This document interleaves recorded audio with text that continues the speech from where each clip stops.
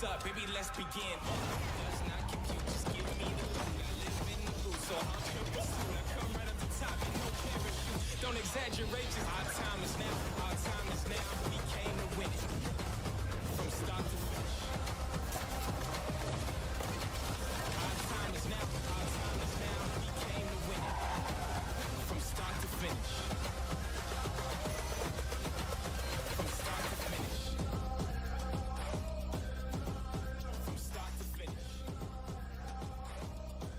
Hello, kia ora, and welcome to Spark Game Arena for the Rise Cup featuring Fortnite. I am your host, Ellie Harwood, and here we have Blue Panda. Now, I've heard that you're quite the esports commentator. You know your stuff? Look, I know what I'm doing most days. I can get through it, but I mean, you look at this competition, it's pretty easy to understand. Grassroots opportunity for New Zealanders in esports is not something that comes around every day. Getting here for Fortnite as well, this is a game that's accessible to everyone. I'm excited for it. So am I, and thanks to Spark for putting this on. How amazing. Now, what is the Rise Cup? We probably should talk about that, how we got here. Now, the Rise Cup has been going for a couple of weeks. We had over 3,000 players register to play in the tournament. We've gone through a couple of rounds so far. We had 1,400 people advance to the second round. Then we did we did another game there, and then the top 420 players went to the next round. They played 3 games, and then today it's all come down to the top 95 players, and that's who we're going to be seeing today. What are they going to be battling for? Look, they're going to be battling not just for obviously the prize pool that is going to be there, but glory title of New Zealand champion of the Spark NZ Rise Cup. You kind of want that. Plus, I know for a fact the Fortnite community does get around its own, so there could be teams looking to pick up players watching today. True. All right. Well, should we have a look at what the prize pool is looking at? We've got there's up to $30,000 worth of prizes. Now, first prize is going to go home with $5,000, which is amazing. Second prize, $3,000. Third prize, $1,000. Plus, we've got lots of spot prizes. We've got Xbox Game Passes and Logitech gear, all sorts to give away. So if you've played across the 3 weeks, you're still in the draw for those spot prizes as well. So that is very exciting. What do you think? Do you think there's going to be any key players to look out for today? Or? Look, there's a couple of names that have come across my desk in terms of who we've been watching out for. Namely, a very local legend, a guy who goes by the name of BFG Saar. BFG being Built for Greatness Esports, a local organisation who have picked up this player to play for them. Not just that, but Saar, not only is he a player who will be likely the front runner for this, in Chapter 8, Season 8, Chapter 2, voted most underrated player in Oceania. It was a couple of years ago now. He's been distracted by some other things, but now he's back. He's looking to compete aggressively again. So if I had to put my money on anyone, it would be him taking it. Okay, gotcha. Now, how do they win today? We've got 5 games, and essentially we're going to take the points from those 5 games to get the first, second, and third. Now we're going to cut across to how these points work. As you can see, here's the scoring point allocation. Do you want to chat about this? There you go. 65 points for a victory royale, which is, of course, taking first place, plus 4 points for each kill you pick up along the way. Now, to give you an idea how scoring works, in the best of 3, Saar finished with a whopping 205 points. Wow. The next highest scorer in that lobby for the best of 3 was 116. Wow. Just to give you an idea of how dominant he was there. The rest of the lobbies, there were a couple others played pretty close on the whole. You look at Lobby 2, Daft Dummy picked up 204 points. He was only 27 points clear of the next person. You get all the way down to that 4th lobby. There was 9 points separating first and second. Oh, so we could be these tight. lobbies, a few of them got very, very competitive. Oh, how exciting. Now, I heard there's a new map. Well, actually, it's not even a new map, really. What are we doing today on the map? We're going back OG. We're going back to where it all started for Fortnite. This is where I started playing. It's where I imagine a number of players started playing. I would imagine, some of our front runners at the time, look, they might be a little bit older now, but back then, you're talking about kids who would have been, 13, 14, playing this map like everyone else. So for those those slightly older gamers, like myself, they will probably feel a little bit more comfortable, familiar going back to the OG map. But for those guys that are grinding it out day in, day out, they know exactly what they're doing. Yeah, they're not scared at all. Now, how is the game working today? It's solo mode, is that right? Yeah, solo, zero builds. So Cool. traditional Fortnite, you can build with the materials you pick up along the way, create walls, ramps, build yourself a tower. It keeps you fighting a little bit longer. Yeah. In zero build, it's not quite as simple. You've got to rely on your mechanical skill, positioning, timing. There is so much that goes into it because all of a sudden you don't have that extra layer of safety. So in zero build, you've got to be on top of your game at all times. Gotcha. So if you were playing today, what would your first strategy be to come in early? What would you do? Well, to be honest, I probably wouldn't have made it past the first round. I'm not quite as sharp on the sticks as I used to be.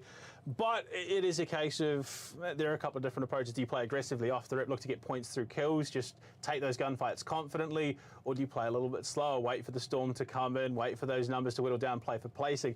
I imagine someone who's repping an org tag like Sa will probably go in pretty guns blazing. Yeah. He'll be looking to get on top and establish that lead early. But some of those less experienced gamers that haven't quite had that competitive experience will probably play a little bit more paced down, a little bit slower, look to play the long game. Yeah, it's a hard one because you kind of want those kills to get those extra points, but you also probably don't want to be in the firing line too early because you don't want to get out, right? Yeah, I mean, there is a pretty significant fall off between first and last place in a lobby of 92, 95 players. So, yeah, you kind of want to get involved, but not too involved. Yeah, exactly. All right, well, we're going to start the first game shortly. We're going to go to a quick break, but we'll be back soon in the Spark Game Arena for the Rise Cup featuring Fortnite. From start to finish. Our time is now. Our time is now. We came to win it. From start to finish.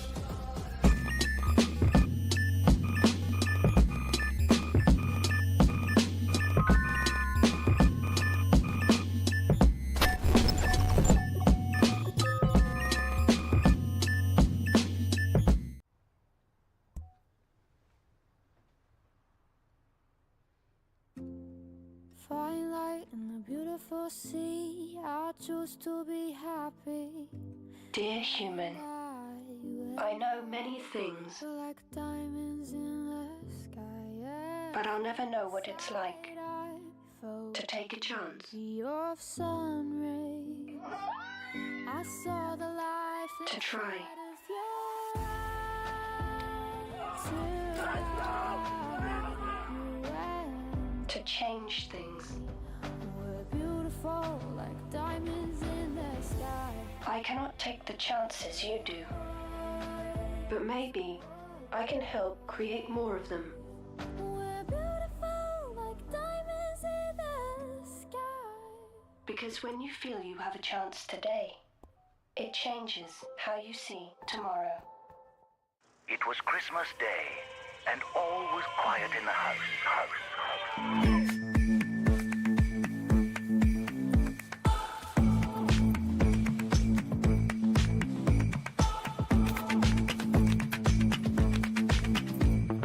Shade like trees in the breeze, and playing streets find our peace. Take everything as it seems and make it all real for me. Don't mention the things you can't hold me back. Don't mention my freedom. Don't mention the things you won't hold me back. This is the right reason. Don't mention the things you can't hold me back. Don't mention my freedom. Don't mention the things you won't hold me back. This is the right reason. Don't mention the things you can't hold me back. This is the right reason.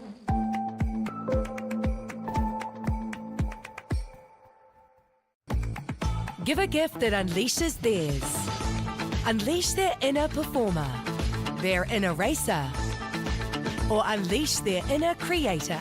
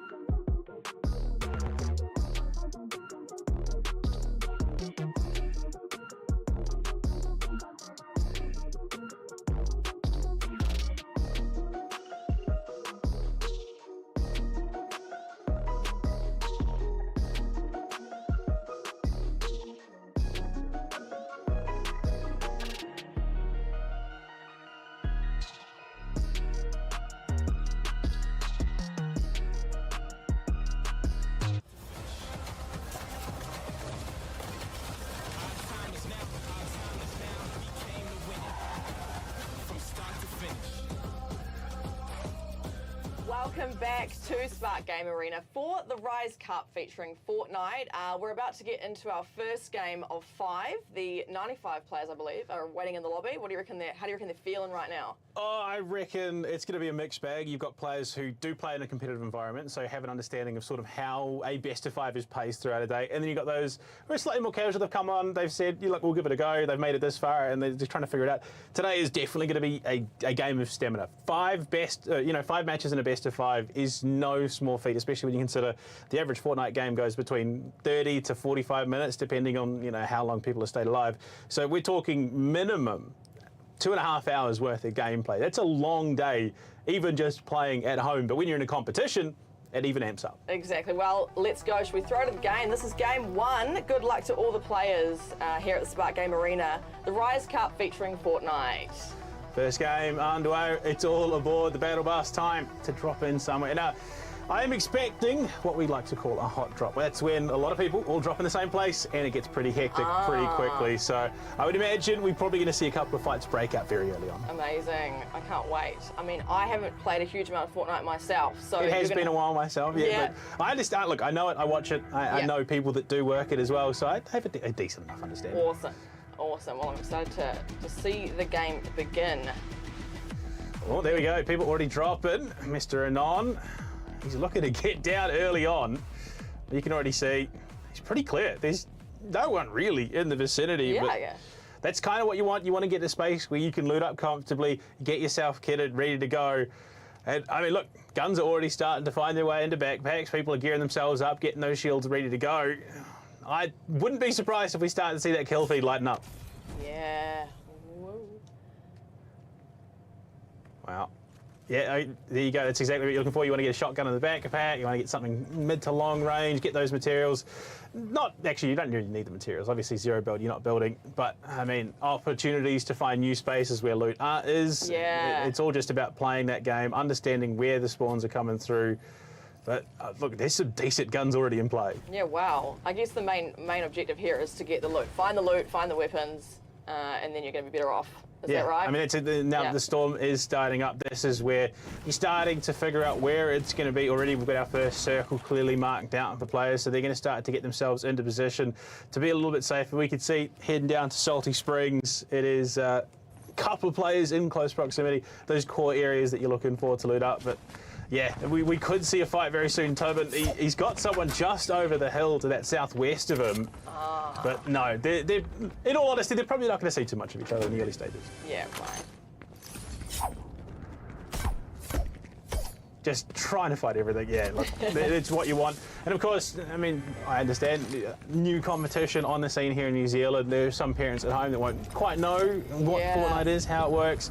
Obviously, you all load into a bus, you drop onto an island, you're looking for guns. Now, there are 7 levels to these guns. You start, the common, uncommon, rare, I believe it's epic and then legendary. So it sort of works its way up. You can have the same gun in different tiers, but there are also certain guns that are mythic and then exotic that only hold those titles. So you see green at the moment in the bar from Mr. Anon. He's got 3 green guns and 3 uncommons and a blue gun. The higher up that rating scale, the better it is. I see. All right, well, we've got one hiding here. Yeah, look, again, it's the early stages of it, a best of 5. You sort of want to test the waters, figure out where everyone's going to be heading, because at the moment, you don't want to throw your life away for a silly gunfight.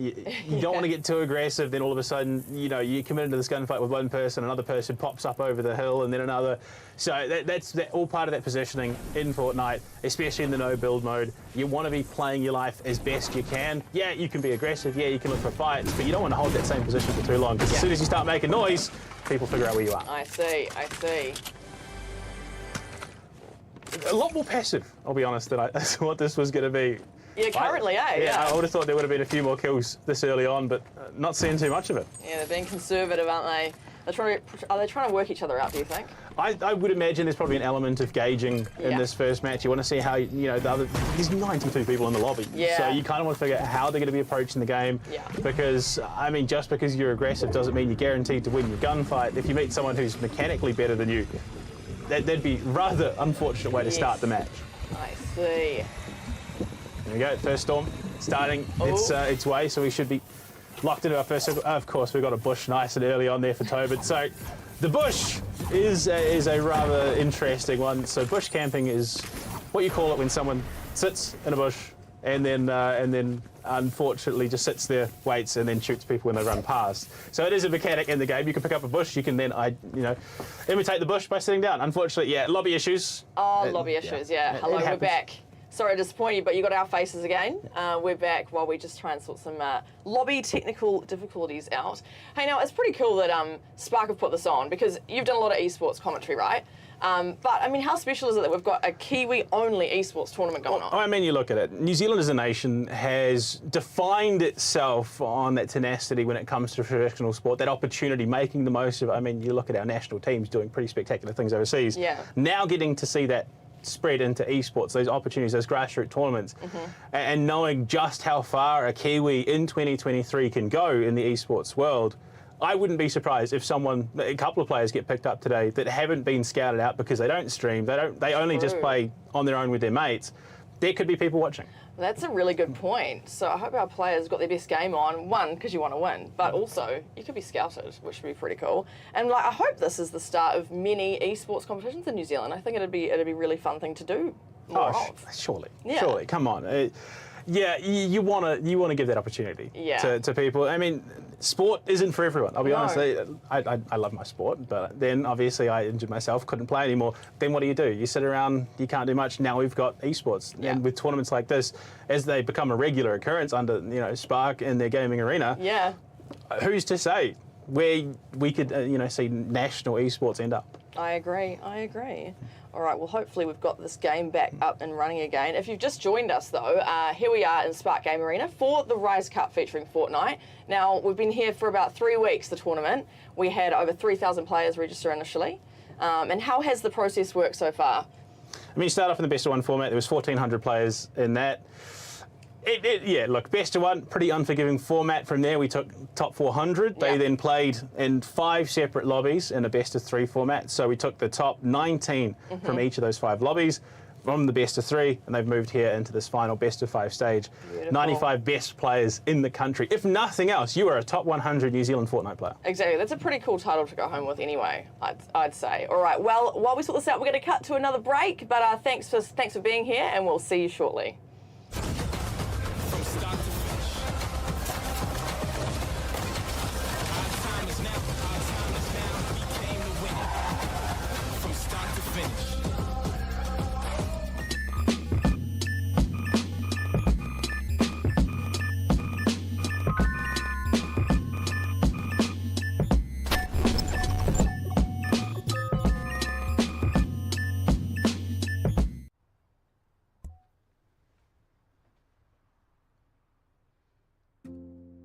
Fine light in the beautiful sea, I choose to be happy. Dear human, I know many things, Like diamonds in the sky, but I'll never know what it's like to take a chance, of sun rays. I saw the life to try. of your eyes. To change things. We're beautiful like diamonds in the sky. I cannot take the chances you do, but maybe I can help create more of them. We're beautiful like diamonds in the sky. Because when you feel you have a chance today, it changes how you see tomorrow. It was Christmas Day, and all was quiet in the house.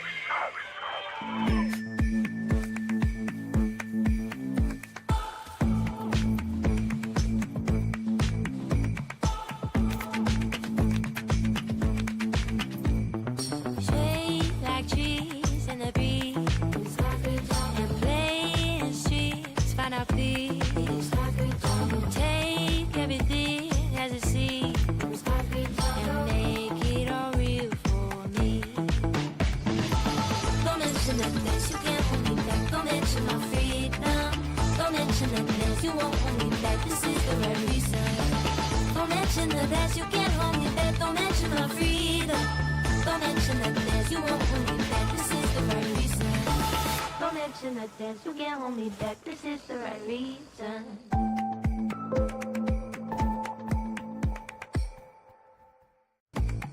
Give a gift that unleashes theirs.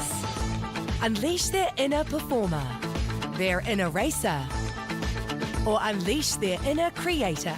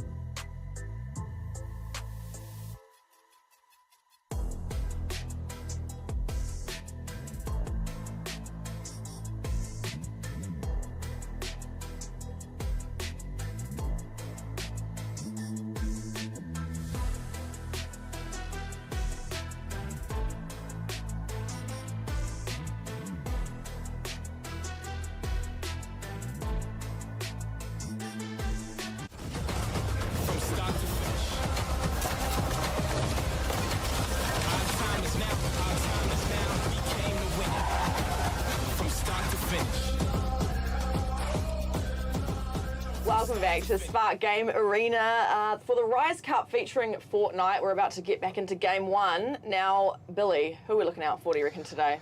Well, I highlighted one of our players earlier, BFG Saar. He's the front runner at the moment. He is only the front runner by 1 point. You've got Daft Dummy behind him, who picked up 204 points in that second round, so he was a close second. But then you've got two players sitting on 177 across the lobby after that second round phase, that being Dolphin. And if this is correct, Toby on the iPad is the name. And if that is the case, that could be a hugely, hugely impressive feat that he has taken this out, playing on a tablet. But, I mean, you look at the way the tournament has been geared. Look, I think the go-to will be that controller that is the favoured way of playing for most people, and I would be very surprised if Saar wasn't, at least, if not controller on the mouse and keyboard. Totally. Now, we're going to be playing 5 games today, and to get our winner, we're going to be based on points, right? How we got here, though, we had 1,400 people advance from the first round.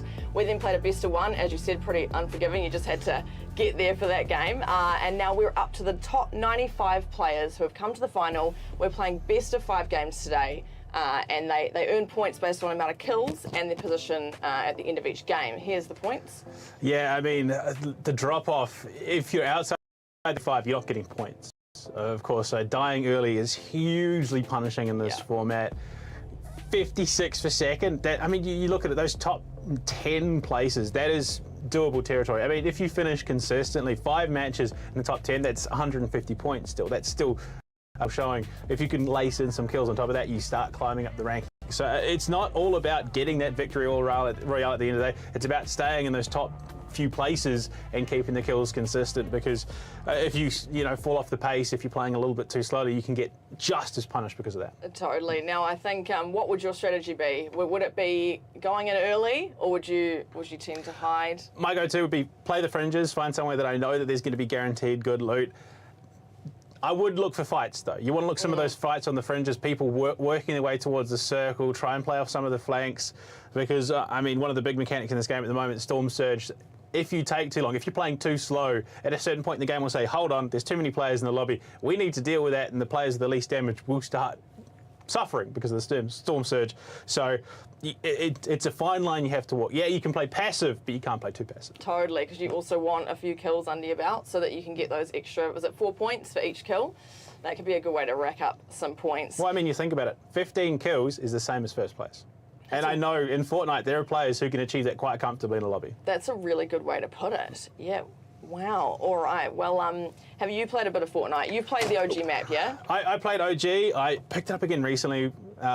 We know Zero Build coming out, us slightly older players, not quite as quick on the sticks when it comes to getting those walls up. I really enjoyed Zero Build. I really did, because it sort of takes it back to a more simple time, a simpler way of playing, where you're not worrying about getting this big tower up so you can keep yourself alive. You just worry about the basics, the mechanics, and hit your shots. Now, I suppose that would make the game quite a bit longer too, potentially, because people are hiding and all that kind of thing. Yeah. I mean, there's still an element of that in Zero Build, obviously. You don't want to run out into the open in the middle of a circle. You still play around those buildings. You can still play tucked into a corner. But, again, it's about getting involved, making sure that you stay involved throughout the map, because otherwise, look, you can get to the top 10 without a single kill, but at some stage you're going to struggle. No, totally. Now, and just a reminder, the prize pool today, first place, $5,000. That's a pretty good payday, I reckon. That's amazing. And then we've got second prize, $3,000, and third prize is $1,000. Plus, we've got spot prizes, and that's also for people who have been playing the tournament for the last 3 weeks. It's not just the finalists today. Logitech prizes, Xbox Games passes, all that kind of stuff. So there's up to $30,000 worth of prizes to give away in this whole tournament, thanks to Spark. Oh, yeah. I mean, you look at it, the cutoff for this tournament was 13. So you think about winning $5,000. That's your car. That's your first car sorted when you get your license. So, I mean, it's no small amount of change. That is going to help out anyone that picks it up. And then spot prizes on top of it. Look, any gaming gear is welcome gaming gear at the end of the day. And look, there is no reason not to compete in a tournament like this. I agree. I agree. All right, yeah, who do we think's going to take this first game out? If I had to go off previous experience and my knowledge of esports, Saar would have to be the front runner. But as we jump into it, who's to say? It's a quantity of unknowns. You've got 95 people in the lobby. Some have played competitively, some won't have. Yeah. Look, sometimes it is that dark horse in the tournament, the one that no one knows, that comes out blazing the hardest. Totally. Well, interested to see what happens here.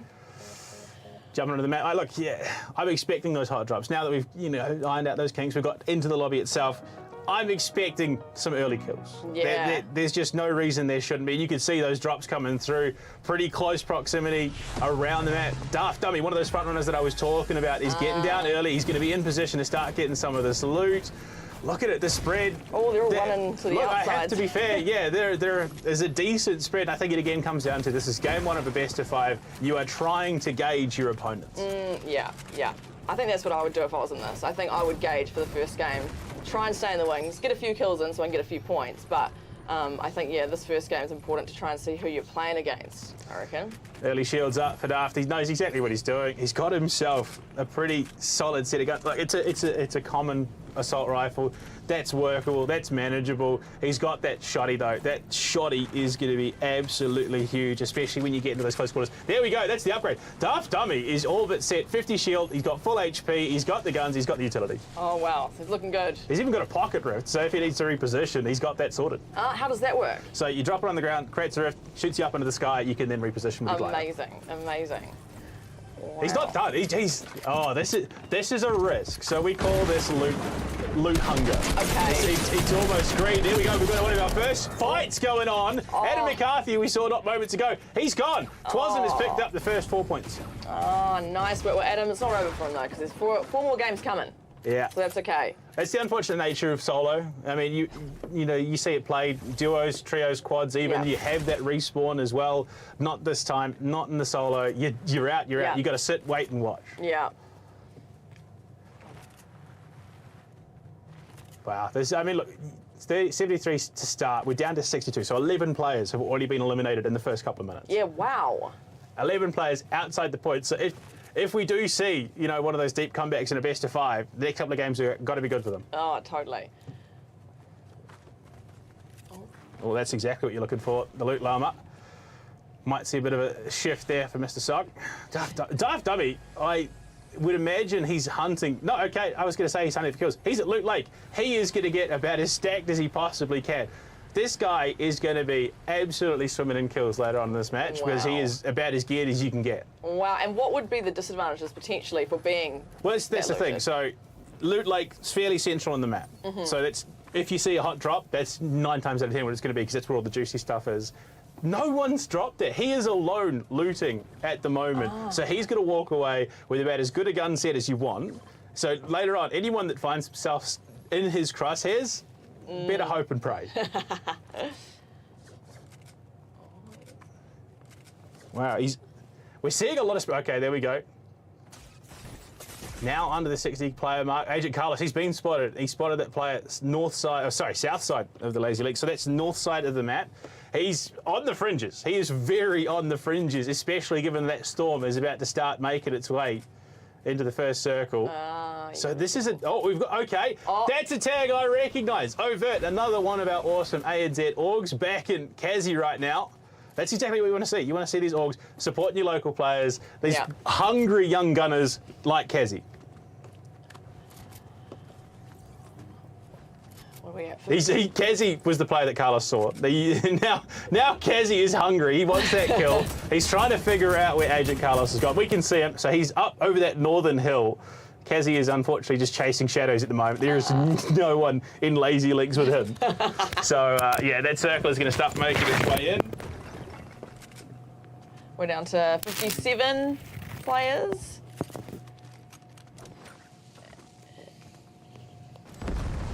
Yeah, 56 now. So we are working our way there.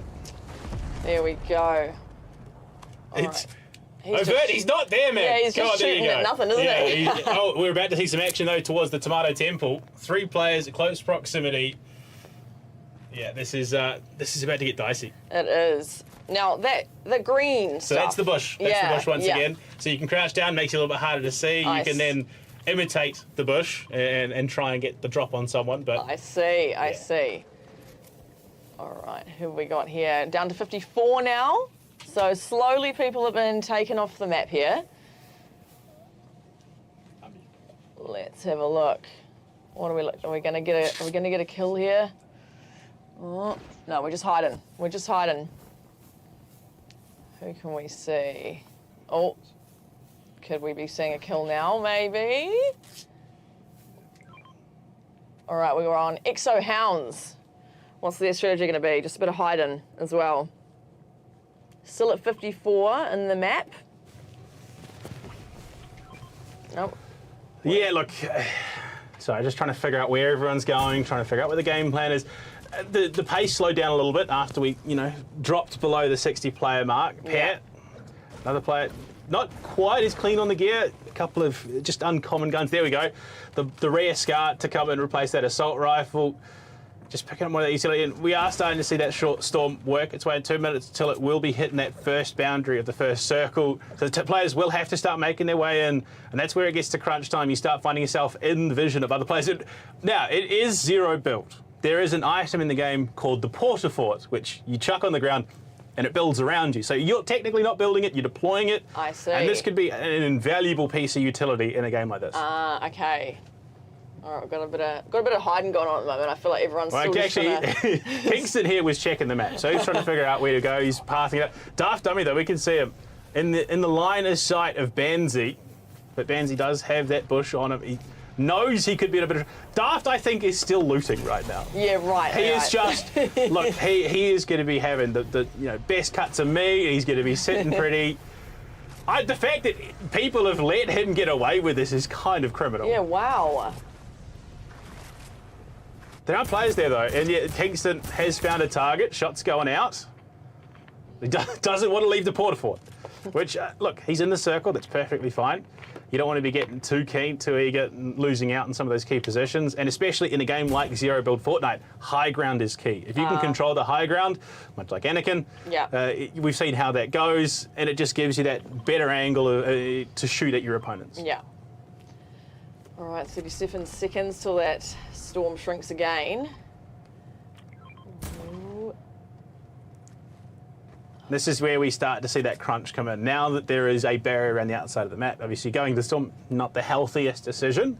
It's quite punishing, but we are seeing a lot of very passive play, and that is something, the longer it goes on, the more punishing it becomes. You need to get involved. You need to start dishing out some of that damage. Yeah. Zaki right now is well hidden. He's been spotted, so Slow Jam knows where he is. Zaki, I think, came out better in that engagement just there over towards the junction. They are northwest, top side of the map. They are far from where the next circle will be. Actually, no, they get a pretty favourable circle. Oh. Slow Jam's Shoot got him, that high shoot him. ground. Come on, Ooh. yeah, that's what I was talking about. Yep. It's a dangerous position, that low ground position. Yeah. Because it gives you a more favourable angle. You look at it, cuts you off about the neck, whereas you're wide open on that low ground. Yeah.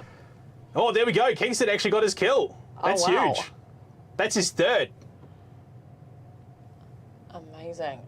All right, we've still got a bit of spread going on, And haven't he's we? heading back to the fort. All right. Okay. Look, man's holding down his castle. You can't blame him. He is fairly central towards that map. He's just outside the tilted towers, so he should be able to get to that circle pretty quickly. But you can see it has shifted northeastern side of the map.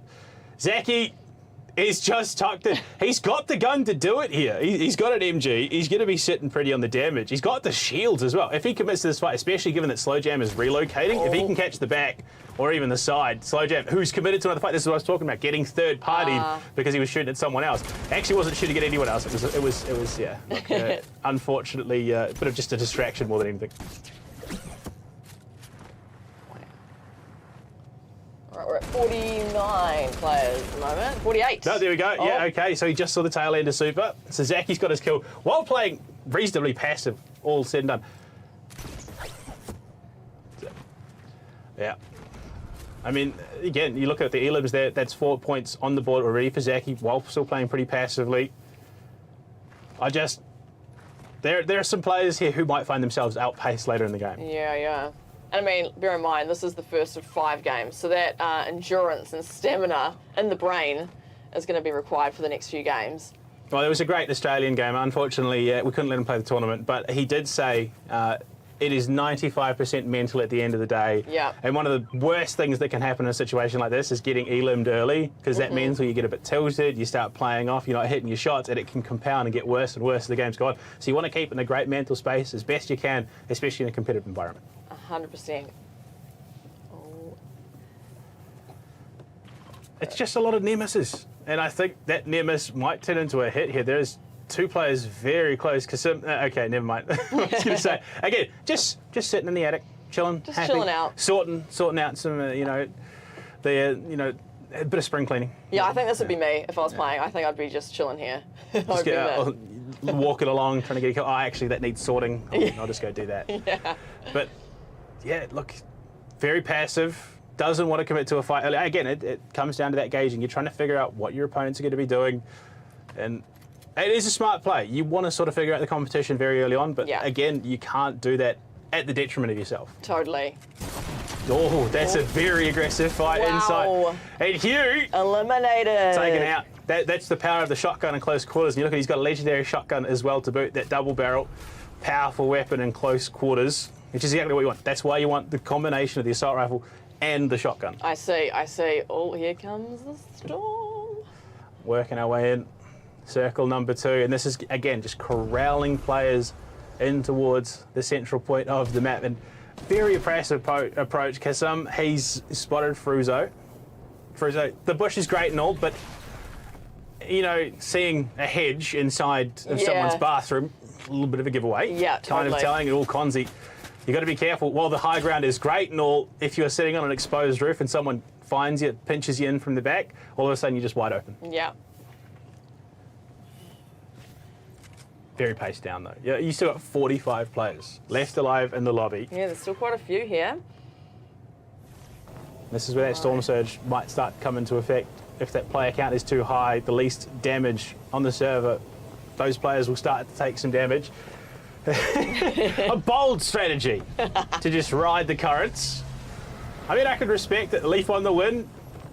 He's also got the bush in cover. He might find the back of Kingston there. You can see him from above. He is trying to reposition in for that flank. Knows full well that could be an easy picking target for him. But Shogun, you can see coming over the hill. He's been spotted as well. Chewy needs to be careful. Well, Huey, these names get a bit fun. Yeah. If I had to guess, it would be Huey, yeah. FNC Huey. Right. Yeah. All right, now this is, I guess, toxic that we're looking at here. Yep. But, I mean, yeah, there we go. Huey, pocket, Porter Fort will drop it down, give himself that little bit of safety, a little bit of security, and it is going to be just inside the circle as well, just down below the southern side of Lazy Links. But you can see the numbers starting to work their way in. There are a lot more players in proximity now. Yes.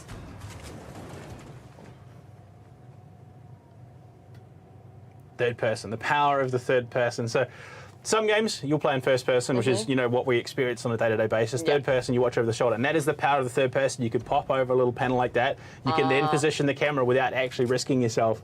So it is just, again, part of that strategy, trying to figure out where your opponents are without giving away too much information. Understood. All right. Is there someone else hiding? Yep, yeah. Look, I could respect it, but I think we are going to have to see a ramp up in that aggression. We will, most certainly, as we get our way through the progression of the circles. But I mean, we're 3 of 12 deep. Things could get quite spicy. But I mean, there's no need to at the minute. There is no need to force the issue. You can sit back passively. Yeah. Ironically enough, given that I'm a pacifist is on our screen now, whether or not he finds any limbs by the end of the game, we'll have to see whether he lives up to that name. But Paisang, he's quite happy to sit in the corner for the moment, just full shields, full health, happy as Larry, has the guns he needs to win a couple of fights. But use a CF3, could be coming up on him in a minute. Oh, no, it is, B-Dude is being chased.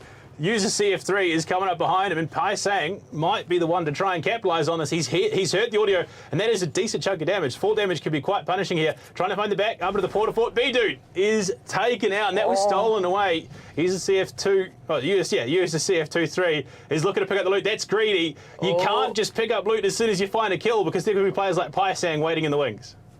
Yeah, that was right out in the open. Oh, that was risky. Again, ambitious. Paisang sat there, said, look, I'll just wait, see if I can snake some loot. And then all of a sudden, player turns, sees him, and he's the one in trouble. Yeah.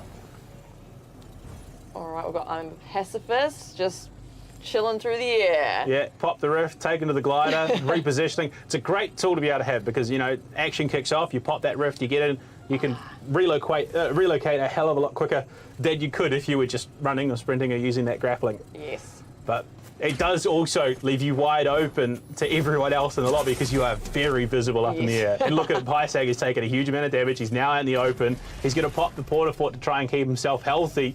And that's exactly why you keep those in pocket. Oh, there he goes, yeah. All right, 4 seconds. Stormeye's going to shrink again. Oh. Yeah, you just got to be aware of that.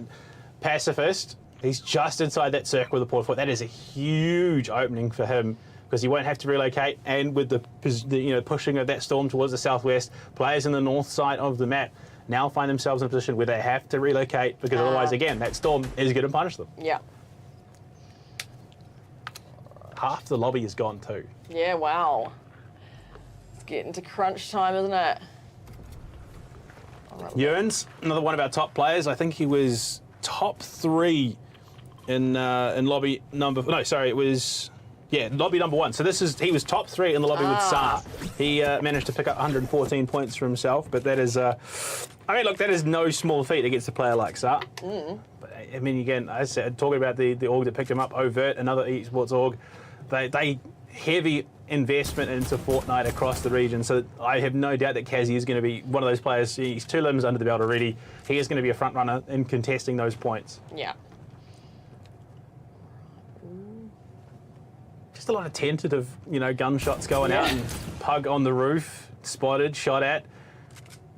One of those situations you don't want to commit to a heavy fight because as soon as you start laser focusing in on someone, chances are you're about to be flanked. And you can see Bryn just down below Kazzy there.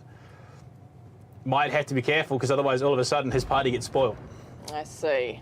Oh, there we go, another Elam. Elam. Around here, isn't there? Yeah, one out down there. I think Holly picked that kill up.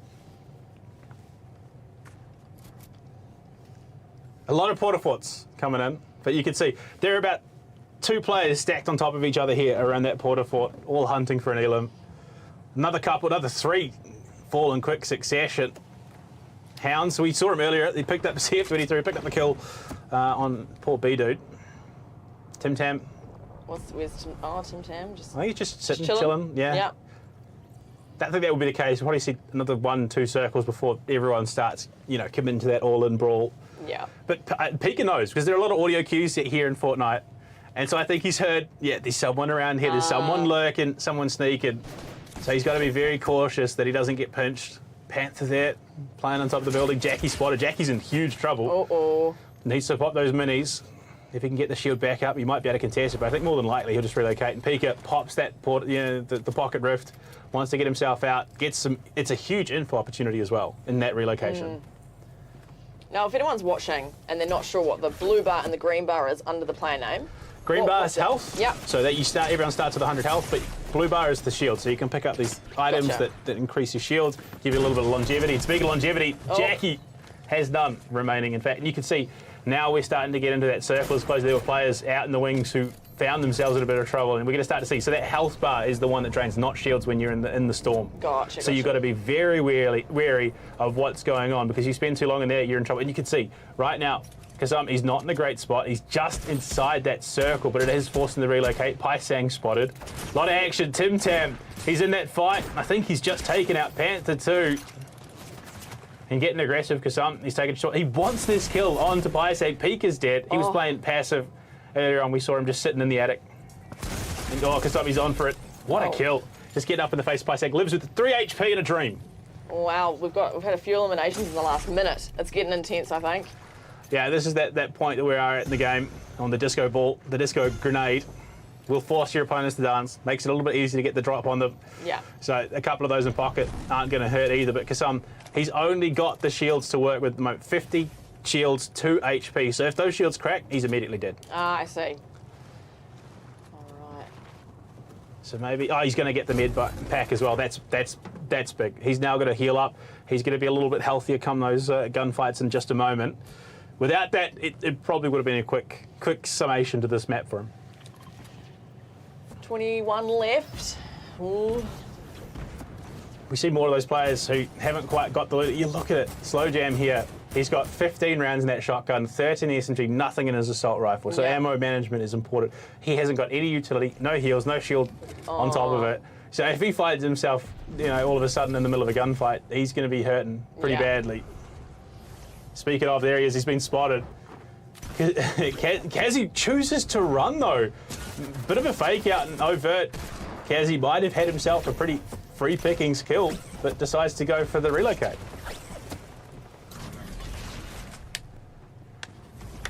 20 left. Final 20. Top 20 for game 1. Bear in mind, we've got 4 more games to come for that prize money. Taken out mid-air by Kazzy. And that's his 4th elimination of the map, so that's 16 points already under the belt. He's Yeah, top wow. 16 now. So he's going to be having a pretty solid time. I haven't seen much of Saar. Oh, wow. Zaki just taken out in front of his eyes. It could be that Saar is running under a different name, which, again, classic in esports.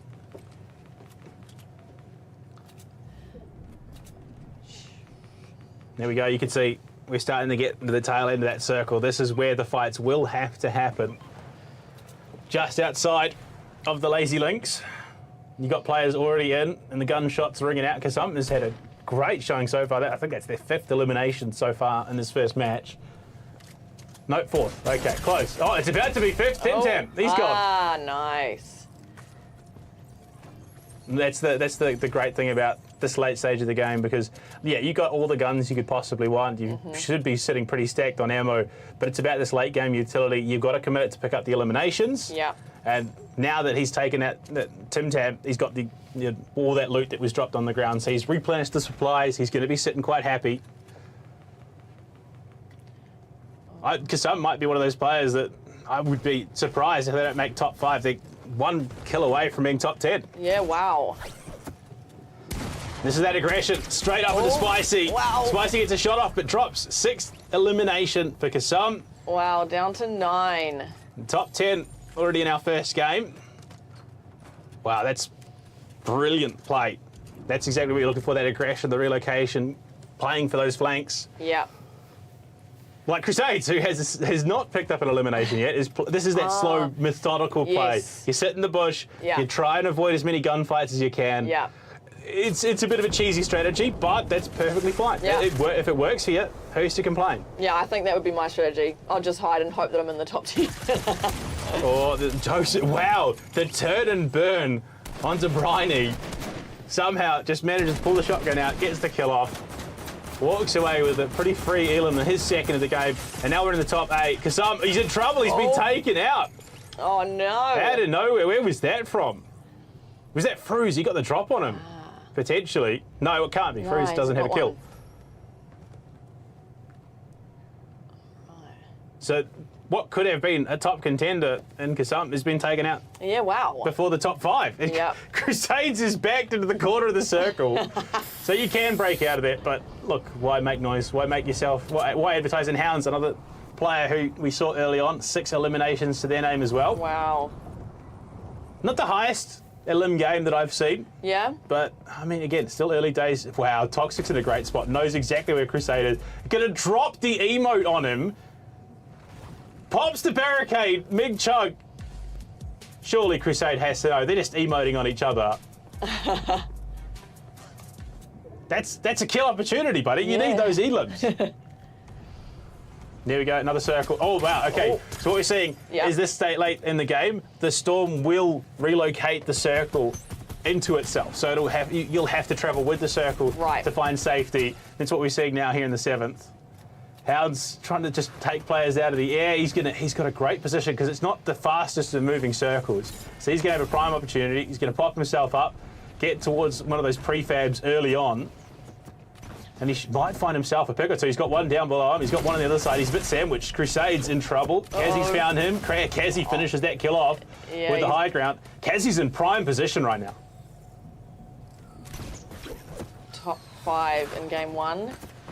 Who's going to take first place in game 1? And that damage does ramp up the further you get along. Hounds going toe-to-toe with Kazzy. Kazzy walks away with it, but the Storm finished them off. Oh, no. Could have been a top top 3 position, which we are in now. Wow. And these are all low-kill players. I think Joseph had the most. Fruzo's done. left. And Oh. Cheesy, with a single Elam, Well walks done. away playing the slow game with a victory royale. Wow. So there's that great example of not getting many eliminations, but took top points. Yeah. Unfortunately, there are going to be some players who are a little upset about the way they play out. I mean, you look at likes of Kazzy, he was right in the thick of it, looking for those gunfights. Yeah. Successful in a number. Won that last gunfight, but had so little health that the Storm finished him off. Yeah. And Cheesy, look, all credit to him. You I play agree.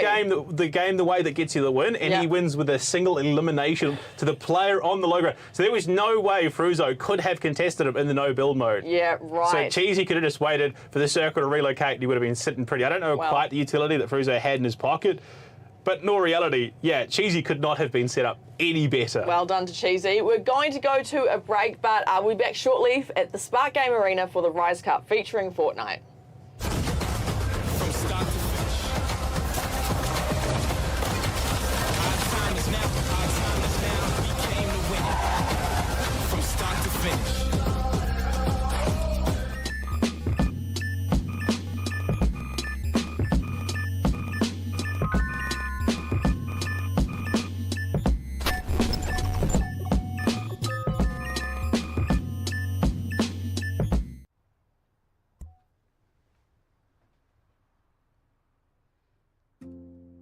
Fine light in the beautiful sea. I choose to be happy. Dear human, I know many things, Feel like diamonds in the sky. Yeah. but I'll never know what it's like I felt to take a chance, your sun rays. I saw the life to try. inside of your eyes. Till you went. To change things. We're beautiful like diamonds in the sky. I cannot take the chances you do, but maybe I can help create more of them. We're beautiful like diamonds in the sky. Because when you feel you have a chance today, it changes how you see tomorrow. It was Christmas Day, and all was quiet in the house.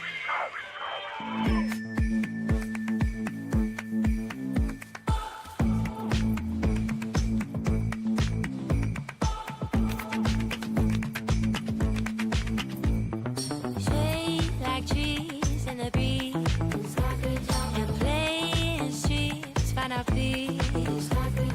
Take everything as it seems. And make it all real for me. Don't mention the things you can't hold me back. Don't mention my freedom. Don't mention the things you won't hold me back. This is the right reason. Don't mention the that you can't hold me back. Don't mention my freedom. Don't mention the dance, you won't hold me back. This is the right reason. Don't mention the dance, you can't hold me back. This is the right reason.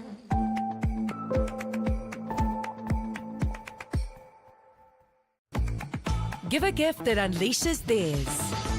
Unleash their inner performer, their inner racer, or unleash their inner creator.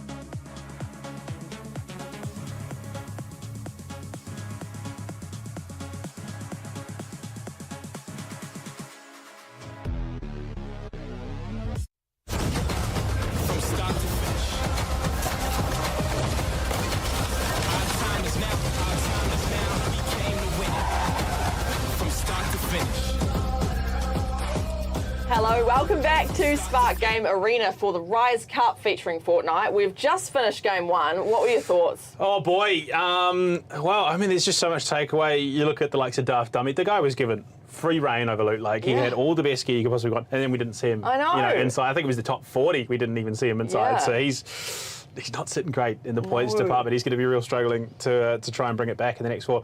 And then, lo and behold, Cheesy. I know. And I don't know who this kid is. I have no information on who he is. He plays the slow game. He plays, waits, bides his time. And then finds himself in a 1 versus 1 with a guy who's at the bottom of a cliff, stuck there in 0 build mode. That is about capitalising those opportunities, Yes. and he did that in spades. Totally. And I guess it was risky for Cheesy to kind of go through the entire game without getting a single elimination. That means no points throughout the game, but they went away with the top points for that game. 65 points. That's Sorry, amazing. he managed 65 plus the elim, so he's sitting just shy of 70. And in a best of 5, that's a great leap start. It's amazing. I mean, I think the closest you're looking is there'd be players maybe 3-4 points ahead of him because of those 6 elim games that we saw out of like Kazi, out of Yes. Hounds. So there are players. I mean, I don't think he's sitting in first place at the moment because No. obviously a single kill game isn't the highest of scoring.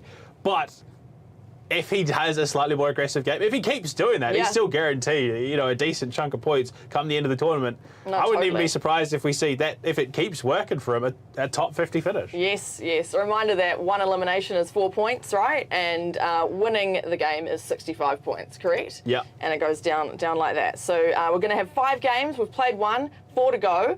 And the points get all added up to find our grand prize winner, which they'll be taking home 5,000 New Zealand dollars, which is pretty cool. Assuming they don't get any of the spot prize as well. So you might even get true. goodies on top of that, the icing on top of the cake, so to That's speak. true. That's true. It's an interesting one. That's not at all how I expected the first map to go. Yeah. And you got to imagine, who knows who this kid could be? He could be sitting at home. This is the first tournament he's playing, and he's picked up first place. If nothing else, if he bottoms out for the rest of the game, he won game 1 of the Spark NZ Rise Cup. That's huge. I would take that home. I would take that to my grave. That's an amazing, amazing feat. We're going to get back into game 2 now of 5. And who do we think? What do you think?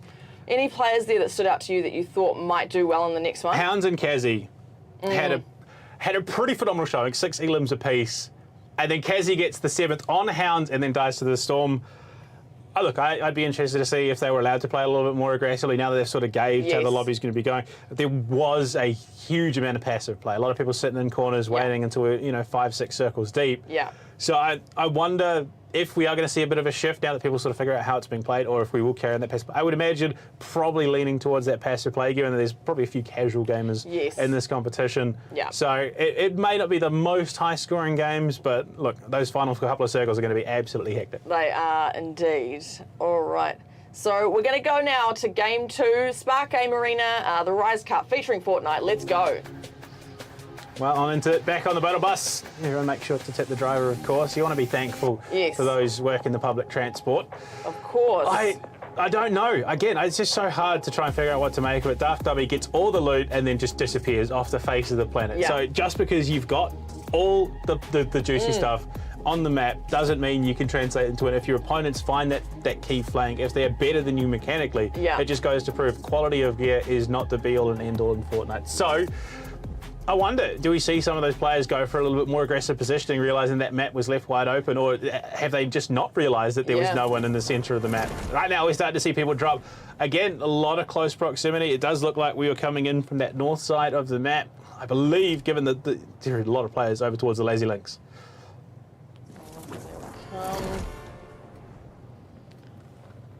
All right, so there's 97 playing the game. Okay, so 72 in that last one. We've had more people checking now. All right. So we should be a little bit better off. We should have the full representation. You can see the sort of concentrated drops on those key points of interest. A lot of players down towards the Paradise Palms. A lot of people heading over towards the Risky Reels.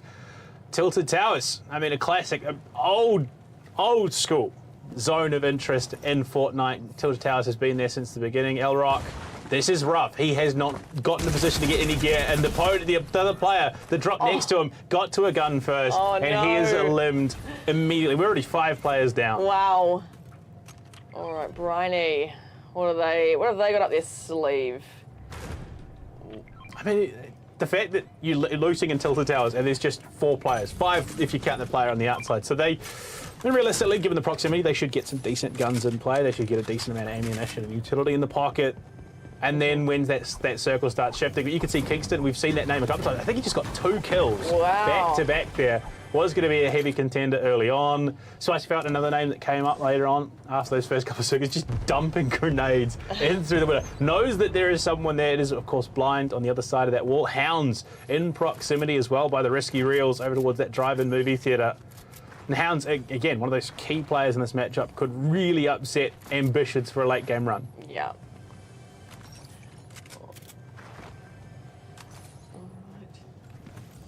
It's an early phase. I mean, the storm is just formed. It will be, coming through in the next 90 seconds or so. You can see pretty decent spot, given that that western edge is just outside of the tilted tower, so it is going to be a slightly more eastern setup at the moment in terms of that circle. Beanie Boy, I mean, the great thing now, of course, going into game 2, we're going to start seeing some of those names that weren't making their appearance in game 1 because they'd been taken out very early on. So it's going to be good to see just how some of these play styles develop. Yeah.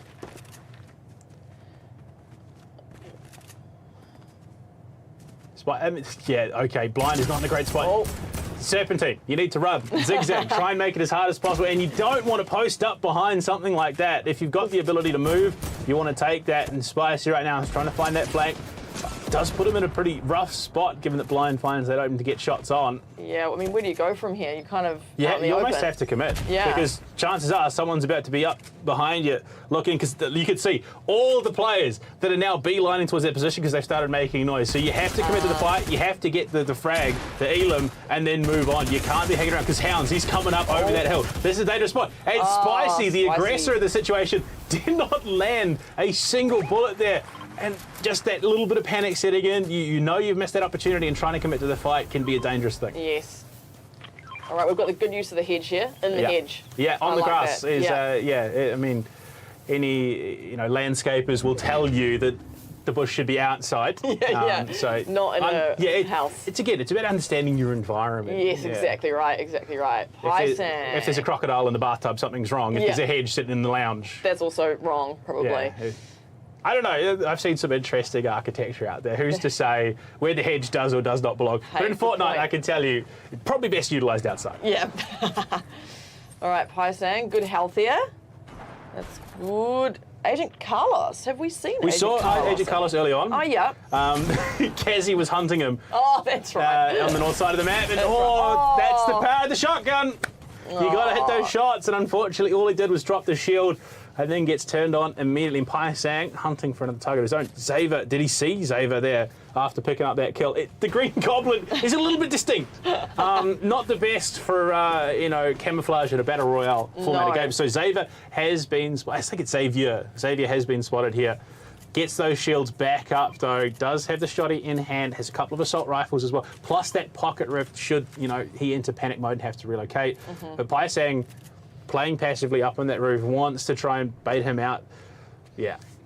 This Elam could be coming hard and fast, but we've seen just because you get the drop on someone doesn't mean that Elam is guaranteed. Yes, yeah. All right. Paisang, what's the strategy here? Getting high, yeah. Especially given Xavier's spotted him. Uh-oh. Yeah, Xavier's coming up. Oh! 1v1. You got to hit your shots there, buddy. The pocket rift immediately. Yeah. Just gets himself out of danger. Doesn't want to be taken out this early on. Paisang sees him, but yeah, it's just not worth committing to the fight there. Xavier, it's a second Elam as well, so he manages the way he gets, finds the remnants of someone else, so he's going to get a bit of loot there as well. Which is that nice thing, the circles, you start working your way in, you just find a little bit of loot scattered here and there, the remnants of gunfights earlier. And speaking of gunfights, Panther. Panther FN. Not sure if we've seen Panther FN. We've seen him about. Yeah. I don't know if he was too heavily involved. No. He was one of those players sitting up on the porta fort, so he was just sort of sitting there scouting out the land, trying to figure out what was happening. Beanie Boy, you can see him across the map. He's going to be... Oh, Panther would have spotted them there, but it was a bit of a hard one to spot through the trees. Yeah. He's just going to be sitting in a corner. Doesn't want to overexpose himself. I mean, you look at just 2 uncommon assault rifles and a common shotgun. That's not the greatest arsenal in the back pocket. Yeah. Oh, there we go. Second seed Fruzo, who somehow managed to eke through, has got himself a frag. He's sitting there just outside Tomato Temple. So, top 2 player, crazily enough, who also had a pretty low frag game. I think he only got the one Elim before he was himself taken out. So, our top 2 players, two Elims combined as well. Yeah.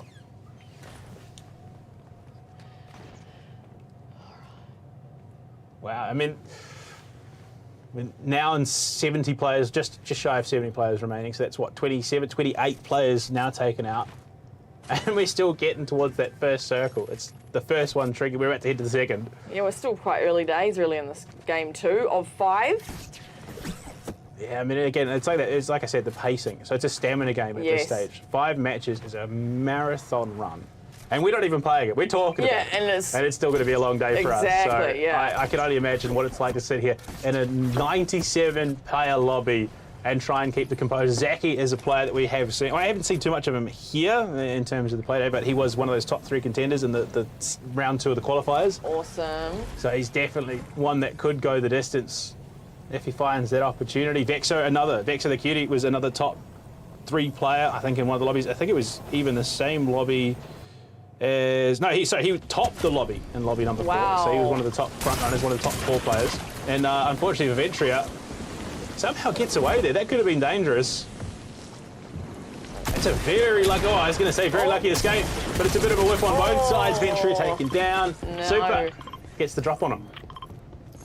All right, if you've just joined us, we're here at Spark Game Arena for the Rise Cup featuring Fortnite. This is the finals. This is game 2 of 5, all based on points. Basically, by the end of game 5, you want to have got as many eliminations as possible, and obviously been as high as possible in terms of the game results. Exactly, and we've got Harry's brother on screen at the moment.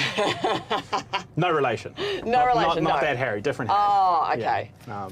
Harry Styles from Mochiweka. Ah, yes, Yeah. of course. You got me excited there for a little bit. Yeah, But no, hey, unfortunately, we don't quite have that celebrity status down here in New Zealand to invite the likes of the Harry Styles to a Fortnite tournament. Maybe one day, who knows? maybe. Given the show that Spark's been on, look, it's a possibility. I'll tell you that. Yeah, it is. They're doing a phenomenal job. Everything looks great. Yeah, thanks to Spark for organising this and actually having some awesome esports competitions in New Zealand.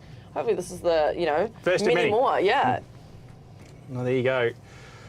Look at the distance in that circle. There are players who, as the circle is now about to start shrinking, you got 30 seconds to sort of get ahead of that. There's someone out in the storm at the moment on the north side of the map. I don't know who that is. Oh, yeah. But they are playing a dangerous game. Ooh, they really are on the edge. There we go. Back to safety.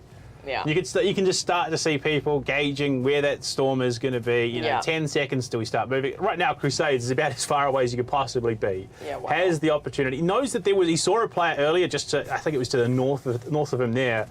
No more movement, so he is just going to relocate now. Realises the storm is coming in. He's got to get ahead of it. Doesn't want to lose too much more of that HP. Wants to get into a great spot setting up for the next circle. But there you go. We can see Drift on his screen. DJ Drift, the Twitch streamer himself. So Crusades has realised, but he's been a little bit too slow not as quick on the ball as he needs to be to get the drop. But Banzi is coming. There we go. We do have BFG Star. So whether it was he didn't quite check in at the start of game 1 or he was elimed early, this player should be the one to watch. All right. Come on, do a kickflip, something. Yeah. Show us what you got. It is hard to do. Yeah, okay. All right. It is hard to manoeuvre wearing a bush. I'm sure it is, yeah. No, it doesn't seem very good for the old aerodynamics there. Yeah, it's okay. He's just fallen off it. All right. Montrax spots ECG, but that's the pinch in from the back, gets himself into the 80K, into the golf cart. This is one of those key bits of utility, I suppose you call it, the vehicle's maneuverability on the map. And they could be very volatile things. Yeah, I was going to say, this could go really well or it could not go well at all, having a vehicle like this. You can also elim players with a golf cart, which is a rather embarrassing way to go down. I speak very much from traumatic personal experience on that. So if you see one coming and there is someone behind the wheel, get out of the way. Yeah, right. Good advice there. Oh. Should be good. Yeah, Tronic. Tronic. Oh, okay. So was being aggressed on. Had to pop the pocket drift to get out. He has some guns to be able to do it, but you can see very much being chased at the moment, so Yeah. they could find themselves in a gunfight very, very soon if they're not on the ball. Yeah, just scouting, knows full well that there is someone behind them. Yeah. Liam is well outside the storm right now. We've already had a death. Dane goes down to the storm. Liam, the reload. Crusades? Crusades, who we saw earlier as well in the day, Yeah. is outside the storm. Loot Lake. Wow, that's a decent distance to travel. Yeah, wow. Has the med kits. So 2 med kits is going to heal you about 100 HP in total. So should be Okay. all right, given Yeah. how slow the damage tech is at the moment. But Still risky. if we were slightly later in the game, Yeah. one you've got the risk of you've got a distance to travel. Yeah. 2, there could be players between you and where you're trying to get, waiting for you. So. Totally. Oh, and the campfire as well. That's cheeky. Because it will regen your HP, which is what we're seeing at the moment. So he's sitting in the storm, happy with a campfire, but that's not something that is sustainable, I don't think. No. Speaking of sustainable, Vexo, he's not going to be too sustainable. No. 10 shield, 100 HP, just playing around the rosy, spots the play. Oh, the shot's going to the wall. He's connected 2 pellets, I think, yeah, in that last shell, but wow, has the shield, has the chug jug. That could be full shields, but given that it also restores HP, you kind of want to save it. Yeah, you don't want to commit right. it just to the shields, you want to make the most out of it. Understood. That's interesting. So you get a commit to it. Oh no. Oh, yeah, no. okay, the gas grenade going to be chucked up there as well. HP dwindling. Yeah, you don't want to breathe that in. It's not great.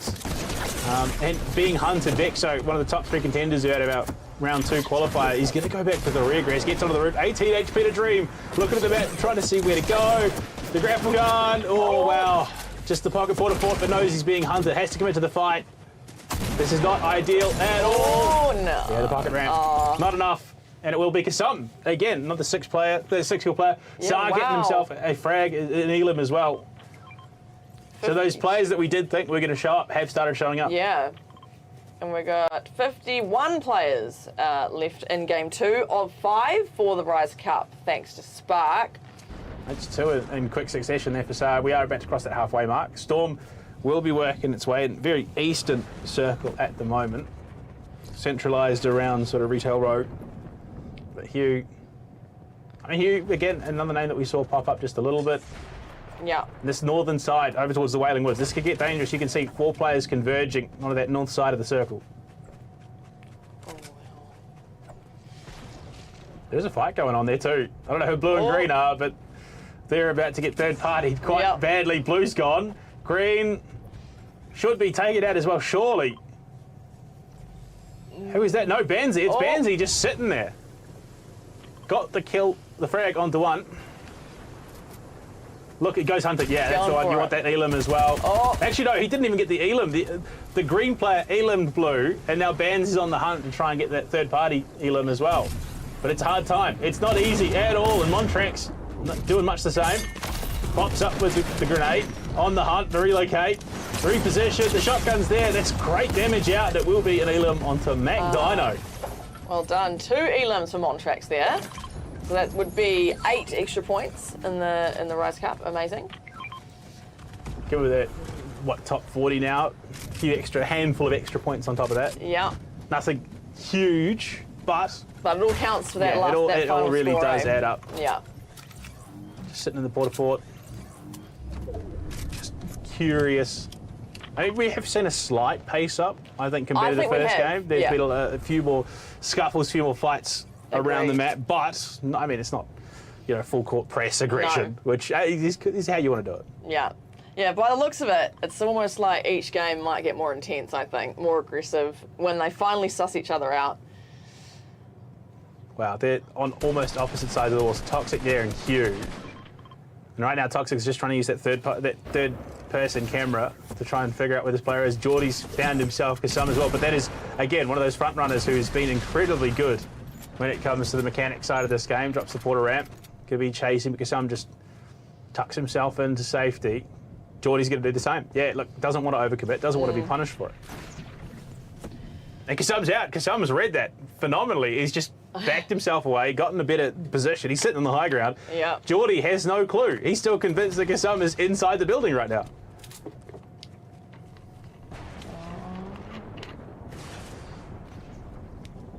the rifle in hand. All Montes. So Geordie's getting a lot of information, but unfortunately hasn't been able to translate it into an Elam at all. Yep.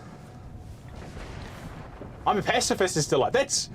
So all of that. I'm a Pacifist still, and just north is our game 1 winner, Cheesy. So I'd be very curious to see how Cheesy is opting to play this, because I would imagine probably sitting in that bush, probably sitting in amongst the forest, trying to blend in with the surroundings, especially given that Overt and Hounds, 2 of our top, Elamers in that first game, are just sort of sniffing around trying to figure it out. Jackie, in a world of danger, the disco grenade is not enough, and Hugh will find him. Kasum's taken out as well. He was a high Elam player in that first match, and I think he cracked top 10 by the end of it, and he's been taken out top 30. All right, 28 players left in game 2 of 5. Who will take this second game out? Geordie Styles has 1 elimination so far, so 4 extra points on top of wherever they end up. Both of them, look at them, they're racing just across the racetrack, trying to get themselves out of danger at the moment. Oh, Sar's gone! Oh. The highest scorer. The highest in scorer. qualifiers round 2 has just been Elam's 25th place, I believe. And that's rough. That is going to do absolute work on his mental. So hopefully, whether he's got someone in the background just trying to help keep him level. Yep. Just how much mental fortitude he's got, we're definitely going to see in the next match. Ironic, given that definitely was the one that took him out. But I guess definite, he's about to be spotted. Xenon's there. Geordie's coming up quick as well. This is about to be an absolute mess. Oh, few players around here. Porterford, I don't know. I think it was Geordie that dropped that. Xenon, unknown. They have no idea that Xenon's here with that shotgun in hand as well. Geordie, again, just trying to use that. Oh, he spotted him. Oh, what a headshot! Wow. Instant one tap to the dome, and that's the power of the heavy rifle. I believe that was the heavy rifle. Yeah, I think so. Either way, whatever it was, it hurt. Yeah. Yeah, and that's, I mean, you get that late stage game, the heavy hitting weaponry. Yeah. And you got to play around the headshot multipliers. Boom. Yeah, that's that power of being able to use that third person camera, trying to sort of look around what's coming your way. And he spotted it, read it perfectly, and that was brutal. Yeah, that was. All right, we're up to the top 20 players for game 2. This is where we're probably going to get a bit more aggressive now. EG Zatos. Now, I know of an esports org called EG. I don't know if it's the same EG that I'm thinking of, because it is quite a pretty significant esports organisation. Yeah, right. In the global scheme. I'll have to find that out later on. But if it is, I mean, the fact that we've got a New Zealander playing for that org would be absolutely insane. Amazing. We'll have to see. Well, I'll find out later. Yeah. But, I mean, again, great positioning. Hugh, after that, I mean, he's found a couple of cheeky picks throughout this tournament so far already. Yeah. One in the back, one in the bottom of the Porter Fort. But again, just the aggressive relocate off the top of the Porter Fort, away and safe for the moment. He's got golf carts to choose from, though. If he wants to, get behind the wheel of a luxury EV. But, I mean, look at the circle at the moment. You can see it's just full of people. 19 players, and I think there's maybe, 2, 3, 4 of them outside of that circle. What a shot from poor old Hugh taking down Stan. Stan just thought it was easy to get out of the lodge. Driving away, but no. Off for a round of golf, but not to be at all. Speaking of Zautos, we saw him a moment earlier. He's on the hunt looking for more Porter Fort, sorry. And it's just going to be Lucy there. Jumping away again. Yeah, this is that slightly more passive style of play. You get to the late round, you don't want to commit to a fight. You want to play for the flanks. And that's what we're seeing out of a couple of these guys. Yeah, very dense though now. There's just not much room between each player. Zato's convinced that there's still someone here, but it's just not the case. No. Okay, we're heading towards a slightly more eastern circle. You got maybe 10, 11 players, so almost half the lobby that are sitting outside that circle. Montes goes down, definitely having a great game here in the second. Are these guys still hunting each other? I think they are. I think Zatos thinks that Liam is right there, but Liam is not right there. He's gone. He's long gone. Fruzo, top 2. So our second seed coming out of the first match. You can see centre circle. Cheesy still alive. Oh, yeah. Cheesy just is still southwest. I think Kazzy is hunting right now. Yeah. Kazzy wants some eliminations. Mop up those last couple of players. There. All right. Have they found each other yet? A lot of posturing at this stage of the game. There we go. The Storm is going to start working its way in. 5 seconds till we hit it. And the relocate, I got to respect it, but Toxic trying to do the same is going to be punished quite heavily. Taken out. I don't know quite who that was, but definitely playing the low ground is going to be. Oh, that could be hugely punishing. You can see slightly faster ticking of that damage. I think Kazzy went on the aggressive. Head to the low ground. Yeah, he wanted to, but decided not to. Cheesy is just going to sit still while Kazzy breezes past him.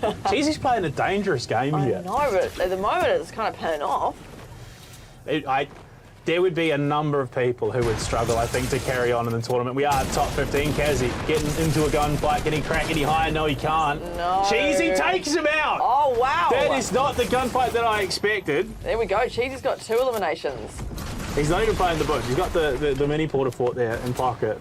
So he's got a top 1 finish with a single elim. Yeah. He's now top 13 with 2 under the belt. Wow.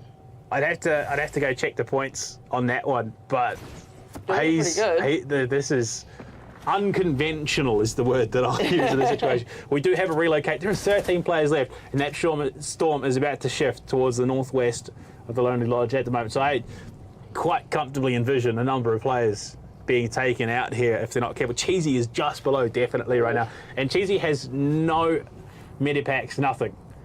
Wow. And Lee knows it. Lee is well aware there's a player below him. Yeah. Has the disco grenade as well. It's what's Cheesy. Yeah, Cheesy, I don't think is going to quite crack that same positioning that he was able to in that first game unless someone else gets involved. Yeah. 13 left. The other thing to consider, Cheesy doesn't have the HP to sit in the storm for very long either. Ah, yes. So he is going to have to make a move at some point. Lee's going to relocate. Benchy, Huey, that's right. Huey and Crusades, they're all focused on getting out of that storm, which is a dangerous gambit. You can see Chewy might be a little bit late to the party. They're all just scrambling. Lee drops the porter ramp, tucks himself in, but that storm is not done moving just yet. You can see that the players that are relocating now in the top 10. 9 players remaining. Lee is just slowly skirting that line. And the shot's going out. Bryony has a player close. It's Zartos to pick up Fruzy, that second seed coming out of the top first match. Bryony has the player, has the drop from above. Lee with another great kill. And we might see a bit of a shake-up here in the top seed. And it's all a scramble to get the high ground, but the porta fort dropped in front of him. Chuck it out from Bryony. He's in trouble. Can he get the shots off? No. Not to be. And EG Zartos picks it up. Where's Chewy? I think, Cheesy. I think Cheesy's gone down already. We're down to the final 2. Crusades.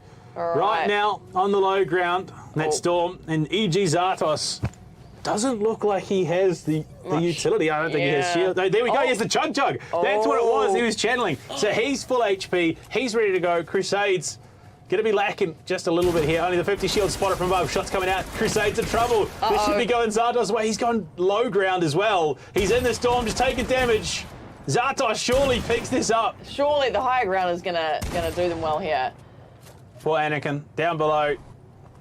Obi-Wan has the high ground. All right. 34 between the shield and the HP right now. Crusades gets up and aggressive. There's nothing he can do. He's going to fall to the storm. And EG Zartos well takes game 2. With 5 elims as well. So that is a whopping 85 points from game 2. Wow, okay. They're one to look out for.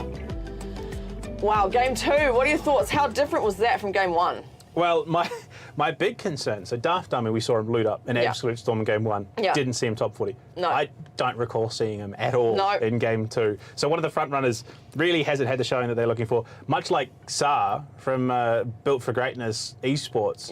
Got Elam just out of nowhere. So look, I think it's going to be these underdogs that really make the statement in this tournament. Yeah, I think it is. It's kind of anyone's game at this point, especially when you consider that you've got the points for your position, but also those elims are really, really important to get those early or throughout the game, actually. We're going to be going into game 3 shortly, but we will go to a break first. We are here at Spark Game Arena for the Rise Cup featuring Fortnite. Thanks for being here. We're back shortly. From start to finish.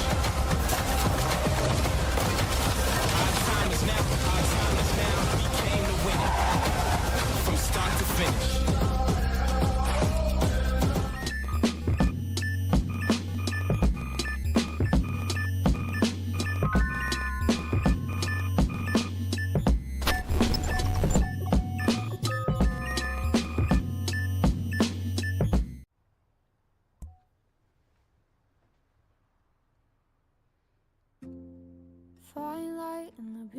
beautiful sea. I choose to be happy. Dear human, I know many things, Like diamonds in the sky. but I'll never know what it's like To to take a chance, of sun rays. I saw the life to try. inside of your eyes. To change things. We're beautiful like diamonds in the sky. I cannot take the chances you do, but maybe I can help create more of them. We're beautiful like diamonds in the sky. Because when you feel you have a chance today, it changes how you see tomorrow. It was Christmas Day, and all was quiet in the house.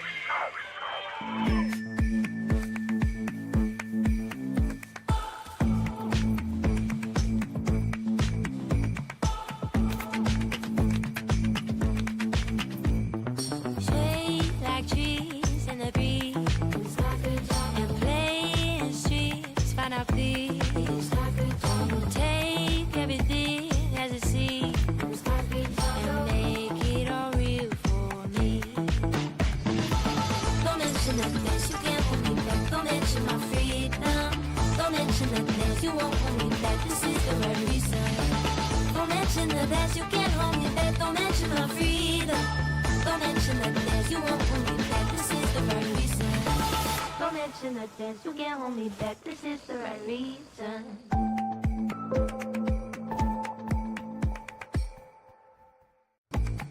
Give a gift that unleashes theirs. Unleash their inner performer, their inner racer, or unleash their inner creator.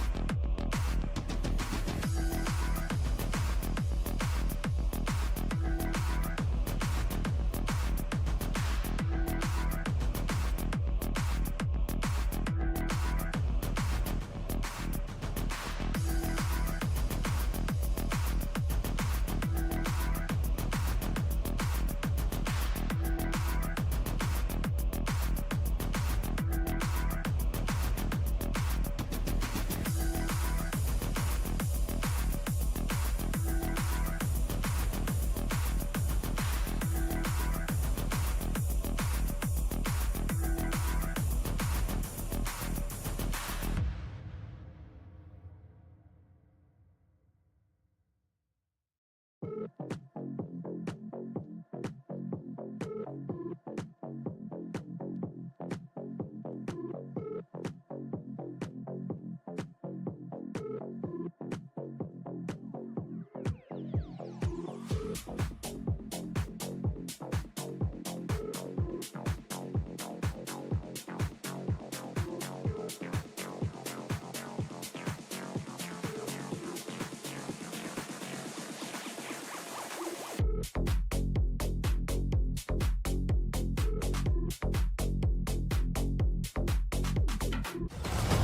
start to finish.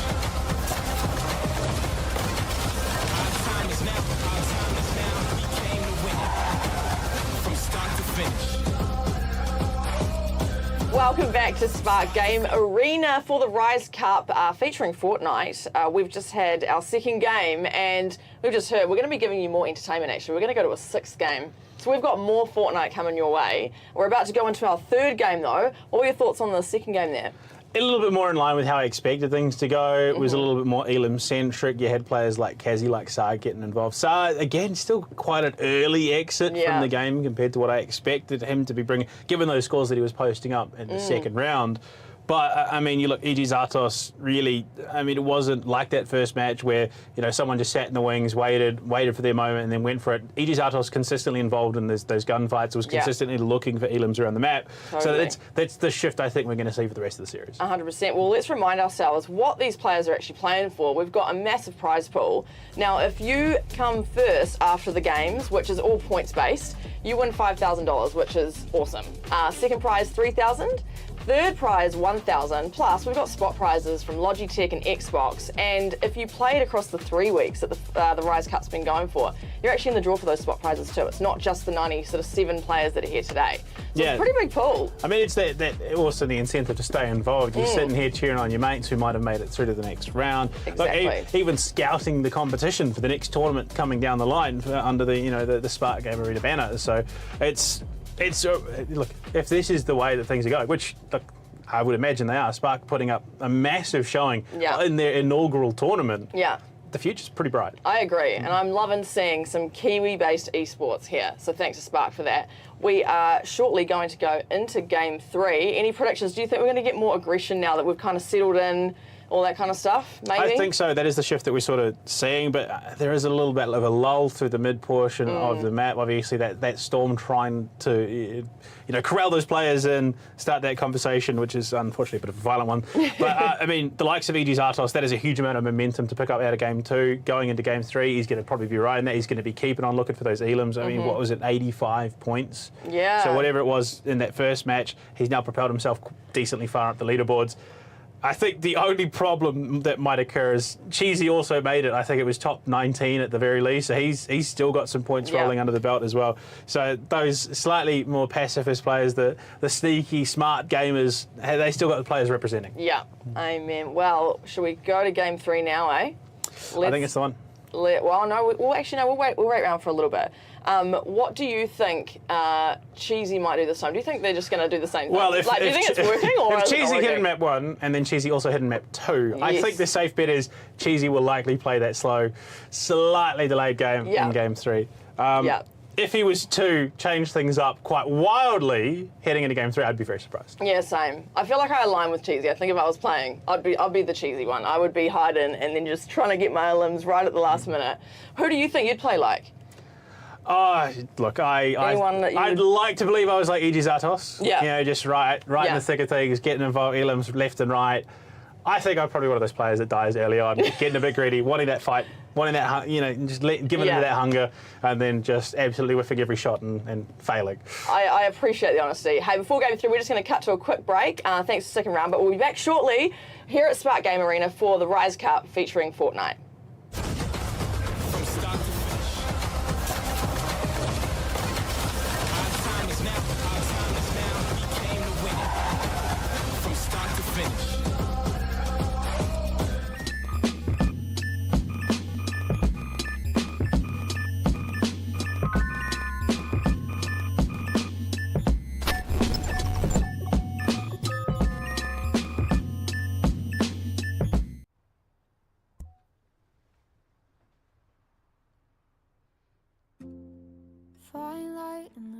beautiful sea. I choose to be happy.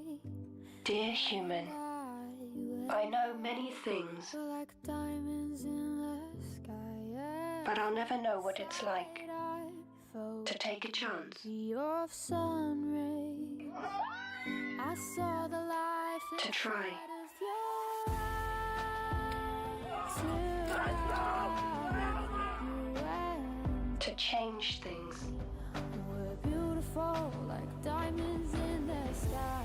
I cannot take the chances you do, but maybe I can help create more of them. We're beautiful like diamonds in the sky. Because when you feel you have a chance today, it changes how you see tomorrow. It was Christmas Day, and all was quiet in the house.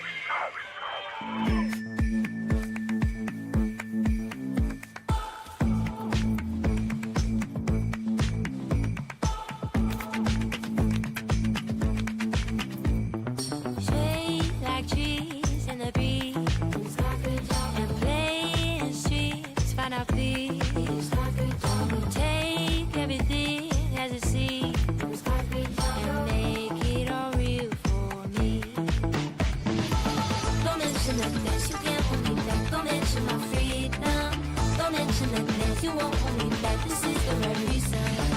Don't mention the things you can't hold me back. Don't mention my freedom. Don't mention the things you won't hold me back. This is the right reason. Don't mention the things you can't hold me back. This is the right reason.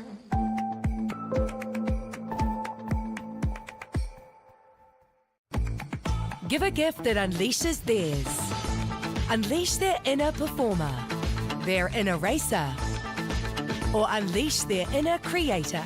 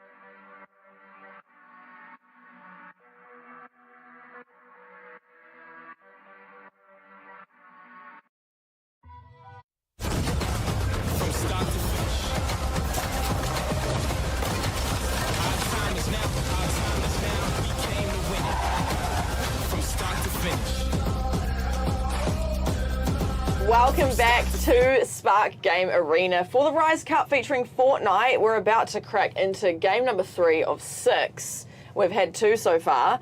And what are we looking at, do you reckon, now for game 3 of 6? Well, I now know what I'm looking at. Turns out I do, in fact, need glasses. I'd been sent the wrong graphic. Well, actually, no, I haven't been sent the wrong graphic. I just read it wrong. So, EG Zartos, actually, repping in-game clan, based here in Auckland, New Zealand, was the lobby leader. Wow. Not Saar in that first lobby, of course. So he actually beat out Saar by a further 25 points. Wow. So, there you go. Turns out EG Zartos was the man to watch all along. I see, But, okay. I mean, it's those tags. You see the team tags, the clan tags. That's when you know that these guys are probably a little bit more serious than your average gamer. Yeah. They've got players behind them. They've got orgs behind them. So the likes of Overt, the likes of BFG, the likes of EG. Again, look, Saar went up pretty early. If Zartos can keep this up, he's my medic. And from what I understand, he might even be playing on mobile. Wow, really? Wow. Wow, that is a great gamer. All right, game 3 underway. We've got 94 players here. All up for grabs is that first place $5,000 prize. It's all based on points over the 6 games, and we'll see who's going to take that home, plus the spot prizes as well. Yeah, I mean, 85 points off that last game. Zartos will be sitting pretty happy. Yeah. If he can keep it going, he's going to be sitting even happier. And we start to see those early eliminations. 4 already off the board. I believe Tim Tam may have just fallen to fall damage. Oh, so you do no. take fall damage. You can't just keep dropping. Yeah. So he was found early, took a bit of damage, and then jumped off a cliff a little bit too far, and unfortunately lost out. Xenon is looting there. Does Banzi have an idea? He spotted Xenon now, so he knows. Only has that rare shotgun to work with, so he's not going to be able to get many shots off at range. Has to wait for Xenon to get close. So he's just going to tuck in behind this tree. Here's Xenon, so knows that he can start to move up, and this is smart play out of Banzi right now. Don't loot it. Come on, man. Don't. You know there's a player there. If you make noise, he is going to find you, and he is going to hunt you down. Go for the quick elim, take him out of the equation, then you can loot. Yeah. No, okay, he's going to loot. He's just made a heck of a lot of noise. So Xenon now knows. Luckily for Banzi, though, that's a pocket rift in. So, you know, in terms of utility, he can get himself out. BFG Saar, we see him again. He's still hanging about, but to be fair, it's early on. If he'd fallen this early, I'd be very, very concerned for his prospects at trying to crack that, you know, top 3 position. But he's got some guns, he's got some utility. He's all good for the moment. He is well isolated as well, just on that northeastern side of Flush Factory. So he is the bottom side of the map right now. Right. All right, we've got Bryony here, Tilted Towers. No elims for them yet. Surprise Apricot. That's an interesting spread of players. It's probably Apricot has found an early elim as well. Oh, 2 now. Wow. Kelvy's taken it. But, I mean, look at that spread. It's not at all what I expected. It almost feels like there's a bit of handshake, you know, in terms of the, you know, the dropping at the start of the match. You know, saying, look, we're not going to go too crazy. Everyone can get a bit of looting done, and then we're going to commit to the play. Yeah. No, that's not the case. That's not how Fortnite tends to work. Usually, if you see an elim opportunity, you are going to hunt that player down. For sure. But yeah, it just seems that everyone's strategy has been a bit diverse. And right now, Bryony knows that Dido's there, caught with a disco nade. He's just going to round the corner with a shotgun. Bryony might be in trouble, but no, gets those shots out comfortably. First elim on the board for game 3. Already down to 68 of 94 in this game. That was very rapid. Storm hasn't even started moving. Yeah. Maybe we are seeing a bit more aggression this time, as we kind of predicted before. I mean, Tilted Towers is a bit of a hot spot, so it's no surprise there that, you know, there's a lot of early aggression, but Bryony relocating with the Rift. Wants to see if anyone's followed them. Zesty Moncler, I believe is probably how you say that. Out over towards Pleasant Park, has a couple of pot shots headed his way, but safe for the moment. Power of Shrubbery. Just chilling out. Yeah, needs to move. Knows that that storm is going to start coming. Just trying to jiggle around, try and avoid as much damage as possible. Still wants to pick up some loot along the way. And that picking up the big shields, it could be big, but Yearns has to get out of dodge. He's in trouble. Pot shots, no shield to work with. In fact, no supplies whatsoever. So once he is down on the ground, he's going to have to go look for some more loot. But there is someone chasing him. He is not alone. And even if he carries on with this part, he's about to run straight into 2 players in Pleasant Park, if not a third. 65 left out of 94. Game 3 of 6 here at the Rise Cup. Playing some Fortnite, thanks to Spark. No, okay, so they got on the other side of the roof. I was a little bit concerned there from the X-ray. It just didn't look quite right. I thought he'd landed on the roof and unfortunately taken some fall damage, but no, not to be. And just, yeah, not even wasting any time. Gets out of danger, keeps moving. That looks fun. The zip lining, yeah, it's a great little mechanic that's been added to the game. It looks awesome. One of those little bits of quality of life, because it can take a while to run across the map. So I you want bet. these little things like the vehicles, like the zip lines, like those pocket rifts, just helps you get around a little bit quicker, avoid some of that storm damage. Yeah. And of course the apples as well, just going to the local orchard, just recovering some health. It's also good to be healthy. Yes, Yeah. I'm sure. Yeah, that does help. 313 Bushy FPS, that's a handful, that mouthful, Yeah. sorry. Yeah, there's a few of them out there. Yeah. Kiki, that's easy. Yeah, in the 4 odd years that I've been doing it, we've had some interesting names to have I to say on bet. broadcast, and they can be tongue twisters. That's not all bad. You get players like Kiki, make our jobs nice and easy. Yeah, thanks, Kiki. Heading over towards Loot Lake as well. We saw Daft Dummy here in the first game. Oh, is Didn't it? get much done. Didn't see much of him in the second game. So loot is not the be all and end all, it seems. No. But again, we hit that sort of mid-game lull where the circles are starting to move, Yeah. players starting to corral. That's when they get that proximity to have to commit to a fight. User 0A2 finds an Elam there as well. It's Paisang. Oh. Paisang's gone down. He's not having a great time, but he's really being bullied. 2 elims for this user 0. I won't read the whole thing, but this one on screen. And Taz. I'm pretty sure you activate some kind of code if you do that in Fortnite. Yeah, okay. Up, up, down, down, AB, AB. Yeah. Tez. Hey, that's another great name. Sir Cyrix. Sir Cyrix, I would Guessing that's imagine it. that's what it is. I know Yeah. there's a couple of characters in different games called Cyrix. So. Okay. Again, I could be wrong. Could be Cyrix. Could be. Yeah. It's all contextual. Down to 59 of 94 in this third game here. Oh, someone's on the glider. So Cyrix sees it, but he's a little bit behind. You got to lead your shots, buddy. Oh, You want to wait, shoot just in front of them. They'll fly into it. It'll be great. Daft Dummy, there we go. So he's cracked top 60 here in game 3. Has no supplies whatsoever. So if he does get in the jam, he's in a lot of trouble. He's got 2 elims under the belt. Does have a couple of disco grenade spots. Jackie wants to go for shots on.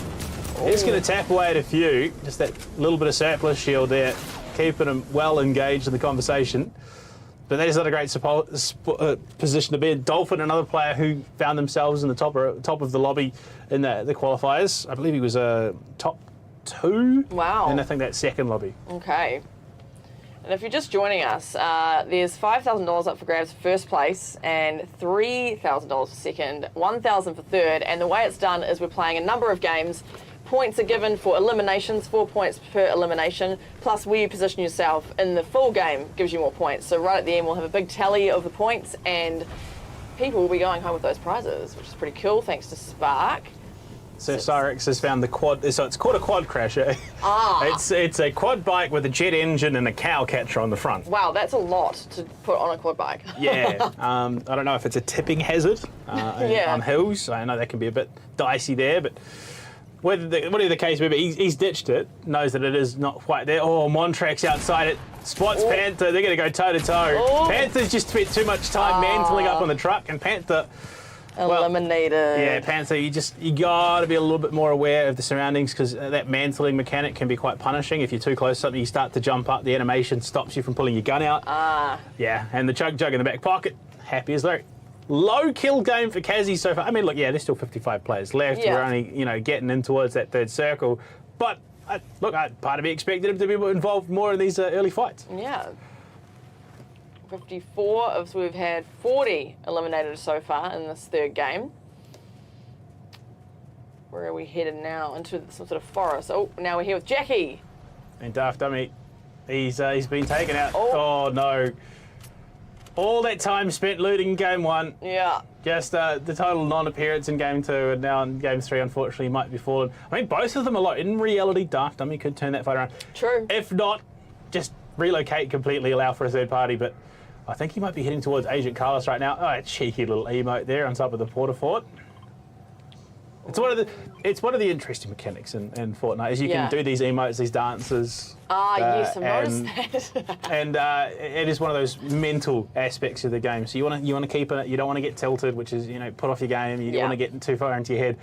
The easiest way to get inside someone's head is to get the elim and Yeah. then immediately hit the emote. I Which see. you see quite often. Yeah. As a mental antagonistic tactic. So I mean, I haven't seen a heck of a lot of it so far. No. Mostly because the majority of those fights are coming so late in the game that if Yeah. you were to hit an emote after the elim, chances are you're probably You're going gonna to get get less. smoked. Yeah, exactly.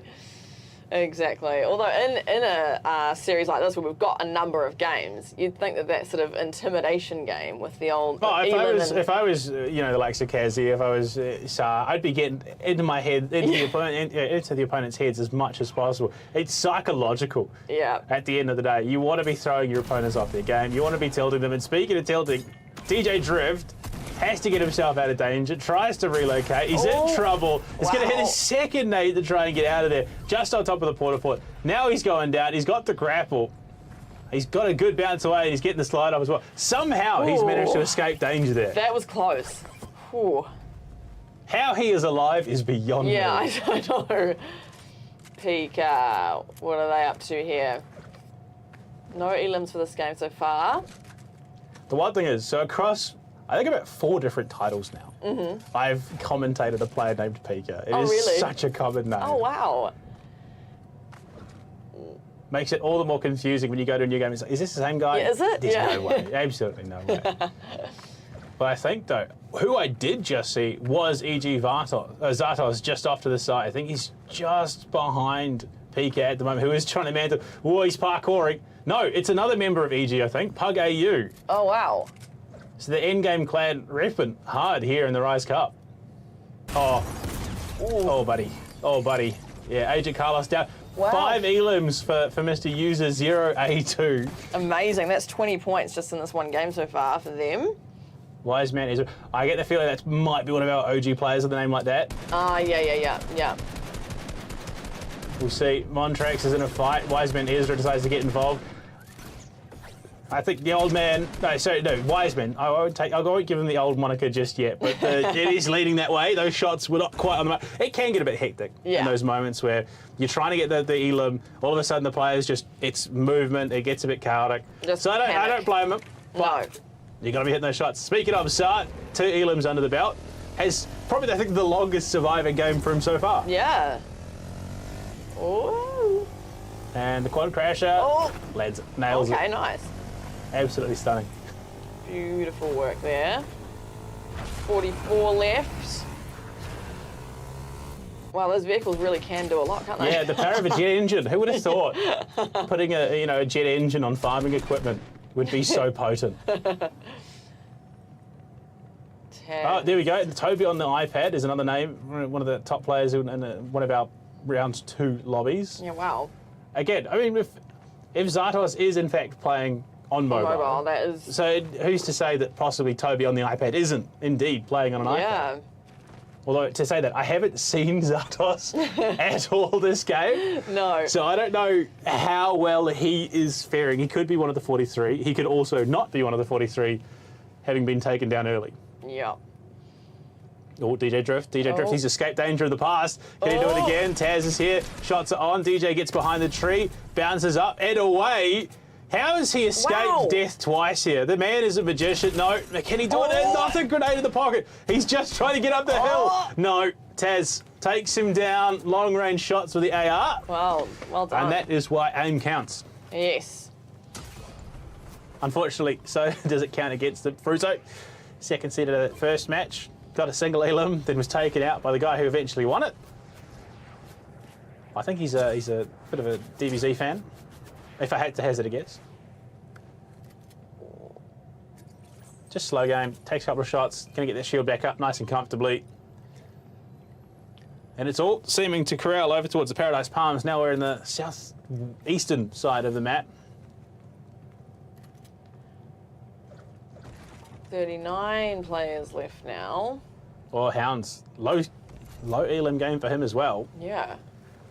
I think it was 6 in the first game, 5 in the second. He's got 2 for himself now in the top 40. Well, it's still over the few games. It's still quite a few points, isn't it?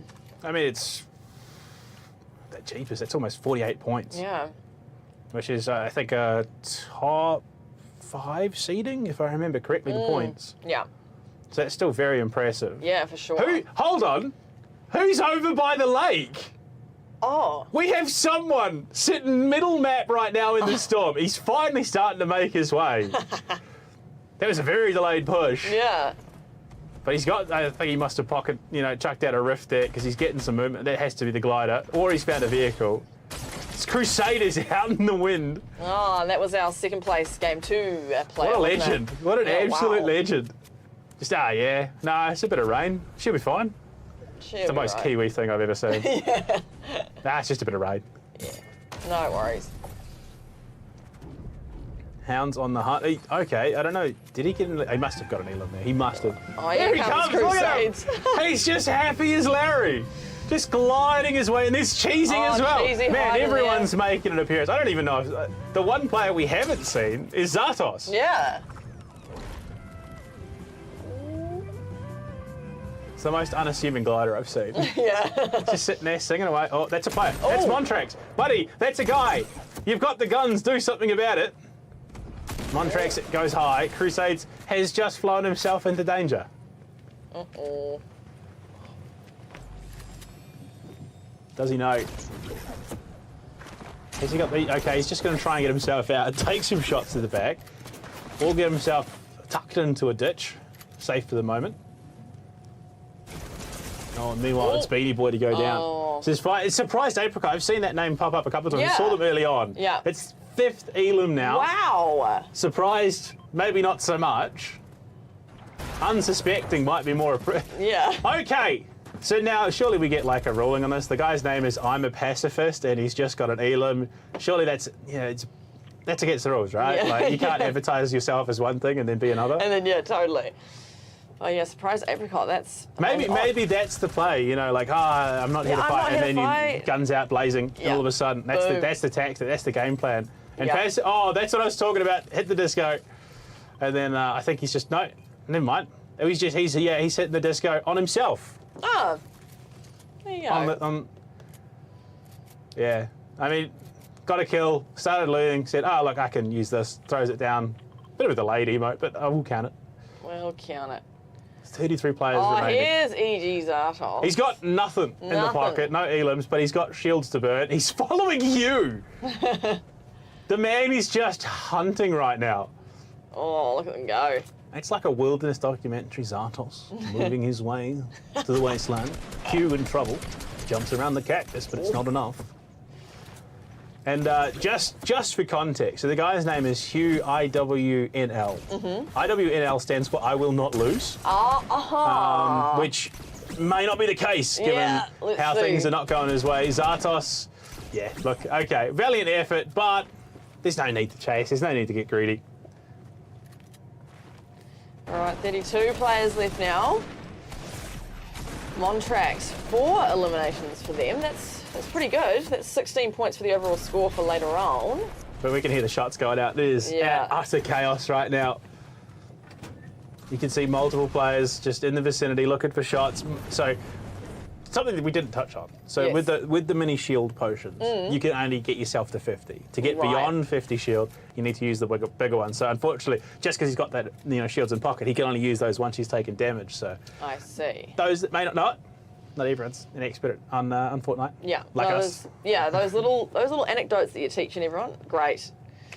I mean, look, you get parents watching their kids play in the tournament. They don't know what's got it. There's a lot of moving parts. There's a lot of action. There is. Look, it gets a bit much for me sometimes, but we are starting to head into that chaos circle where things really start to get...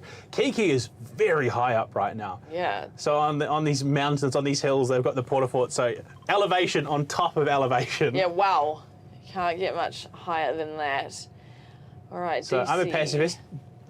Again, it's kind of in the name. Sitting there with just chilling. YouTube DC158. Taz playing, oh wow, Taz playing Ring Around the Rosie. What a shot to Era XCon. Third Elam of the game for Taz. So we are starting to see some of these players. It hasn't been huge kill games. We're starting to see more of these players rack up around that 6-7 kill mark. Yeah. So Yeah. They're getting their confidence. All right, 26 left for game 3. What's Taz gonna do here? look at Saad. This is the longest he's survived. Hasn't been Elam just yet. Hounds is there as well. So you've got a couple of players who could really do a lot here. Kaysum, you've got Hounds, you've got Surprised Apricot, as well as the likes of Saar, Zartos, Taz, who, like, it's only 3 Elams, but it is slowly working its way up. He's found himself yet another fight, but his cover is quickly diminishing. That fight may not be lasting too long. Montrax does. Oh, wow. Cheeky Taz. little shot through the golf cart. Takes down Taz for a 5th Elam. Boom. Make-A-Wish Foundation. I only just noticed that name. Yeah, I think I saw that earlier. There you go. And unfortunately, Make-A-Wish Foundation Has been eliminated. may have wished for the wrong thing. Yeah. Look, they got to play. They made top 20 at least. Yeah, that's good. Cheesy as well. Speaking of top 20s, is still alive, has Crusades on the back end. He's just trying to keep alive, but Saar spots him and says that spot should have been mine in game 1. Elam, nice and cleanly. Crusade's going to just try and relocate that loot, get himself a bit of a safer position given he had 27 HP. Speaking of, DC just lurking around, wants to commit here, but no, I don't even think DC realised that there was a player there. Yeah. 15 left. We'll see, maybe if they end up in the prize, but it might be an idea to invest in headphones because those audio cues can be make or break at this stage of the Yes, competition. I've heard. They're on opposite sides of the wall, and I don't think either of them has an idea. Yeah, wow. Too close for comfort here. 7 Elams for this user here. That's pretty good. It's lots of points going on their scoreboard for the overall score. And we're Last at 15, final yeah. 15. Spicy failed. So we saw that name early on in game 1. Unfortunately, take it out. So decent run here in the 3rd. Kazi there as well, having survived in top 15. I think he's placed at least top 20 in all 3 maps so far. So he's having a phenomenal run Yeah. for Overt. Surely DC has to know that there is someone on the other side of this wall. Oh, here we go. Montrax in another fight. Montrax has just been under the gun all map, and unfortunately, Hugh, I will not lose, will take him down. Down. User sniffing the potential of another Elam. Might look for Hugh. DC finally goes down. Toxic there to claim that Elam. User just wants it. User is hungry. Yeah. Oh no, the Rift spots the Rift going out. Crusades finds one. Crusades goes down immediately to Fruzo. Oh. This is a great position right now for User to get up to this high ground, get into the Porta Fort, but it's been spotted. 10 HP to Dream. This might... Oh, that was fall damage. Unfortunately, no. the grapple didn't have enough range to keep him alive. And it still counts as an Elam, of course. Hugh goes down to Iron Passive, who's still misrepresenting himself with that name and still finding Elams. Oh, yeah. Or Toxic, speaking Toxic. of. Dangerous. Was in the vicinity of Pacifist, has to relocate, gets taken out. Briny on the hunt successfully. Zartos, a single Still Elam here. under the belt. We are in the top 10, top 7 now. And that circle is about to relocate, and Zartos is one of the best positions to make it happen, as well as Kazi. Yeah. Very condensed now. Very dense bit of land with all these players just hanging out. Who's going to come out first and do the brave thing? Oh, Well, BFG Saar is 32 HP, pops himself up, potentially loses out to Spicy. but had 5 Elams, so that's still 20 points on the overall scoreboard, so that's pretty good. And a top 7 seat. Yeah. You can't get too upset with that. Bryony is just preemptively trying to get that heal off. So there is a bit of a channel time getting that meta pack out. Yeah. But with the Storm, you can just sort of delay it. The tick damage isn't going to be that significant, so you can get the med pack off, sustain some of that damage, and keep yourself alive. It's about timing at the end of the day. Zartos there, top of the hill. Bryony aware that Zartos is below them? Oh. Big shots on. Spicy taken down by Kazi. Hounds as well out in the open. Those shots need to land. Zartos capitalizes in a big way. That is a huge Elam. Zartos in trouble now. Has one above, one below. He's just trying to relocate. Huge damage out. He goes down, courtesy of Kazi.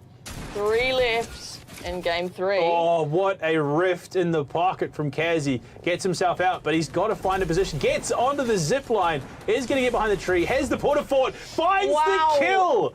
Amazing. Hounds takes down Fruzo, who claims their second top 3. Wow. And then Kazi from Overt takes out the win. Wow. There you go. Game 3. 5 elims as well. Yeah, wow, that's amazing. So that was game 3 done for the Rise Cup, thanks to Spark. What do you think of that? Do you think it's getting more aggressive now? This is, again, like I said at the start, this is more the trend that I was expecting. Yeah. You know, the likes of Overt, Kazi, BFG, SAR to get more aggressive, looking for those fights the later we get onto the map. But we've still got these little, you know, smatterings of players who, by all rights, you wouldn't expect to be in a position there. Like Fruzo, cracking a top 3. So you got second, I believe, in game 1.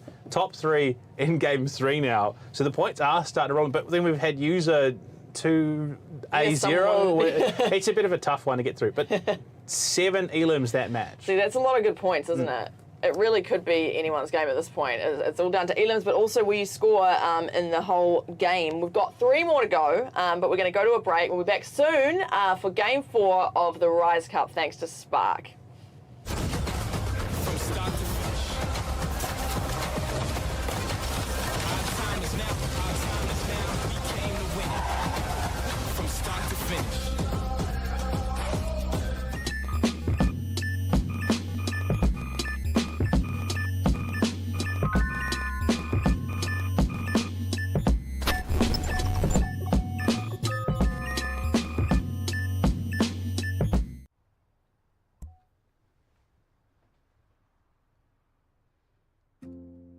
Fine light in the beautiful sea. I choose to be happy.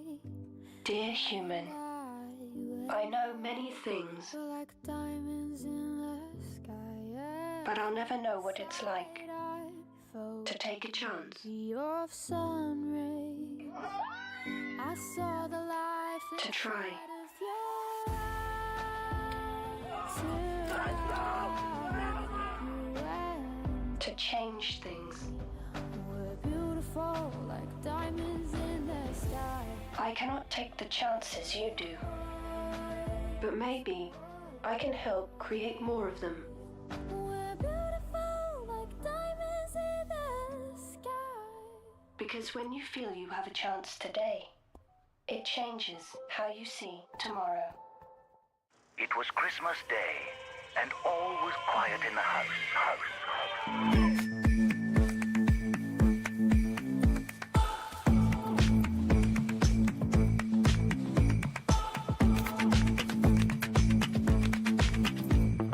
Sway like trees in the breeze, and play in streets, find our peace. Take everything as it seems, and make it all real for me. Don't mention the things you can't hold me back. Don't mention my freedom. Don't mention the things you won't hold me back. This is the right reason. Don't mention the things you can't hold me back. Don't mention my freedom. Don't mention the things you won't hold me back. This is the right reason. Don't mention the things you can't hold me back. This is the right reason.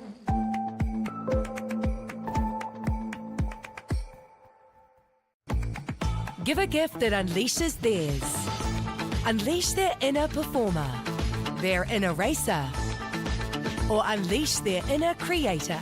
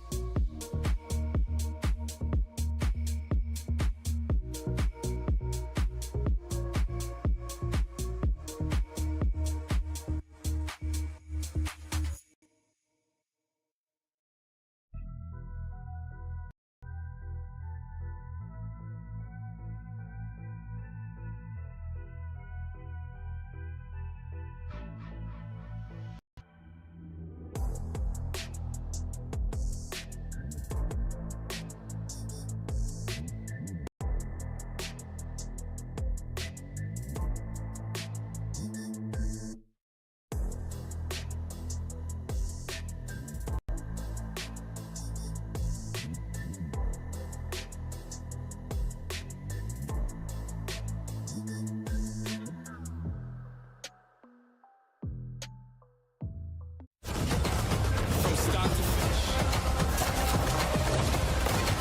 Our time is now. Our time is now. We came to win it. From start to finish.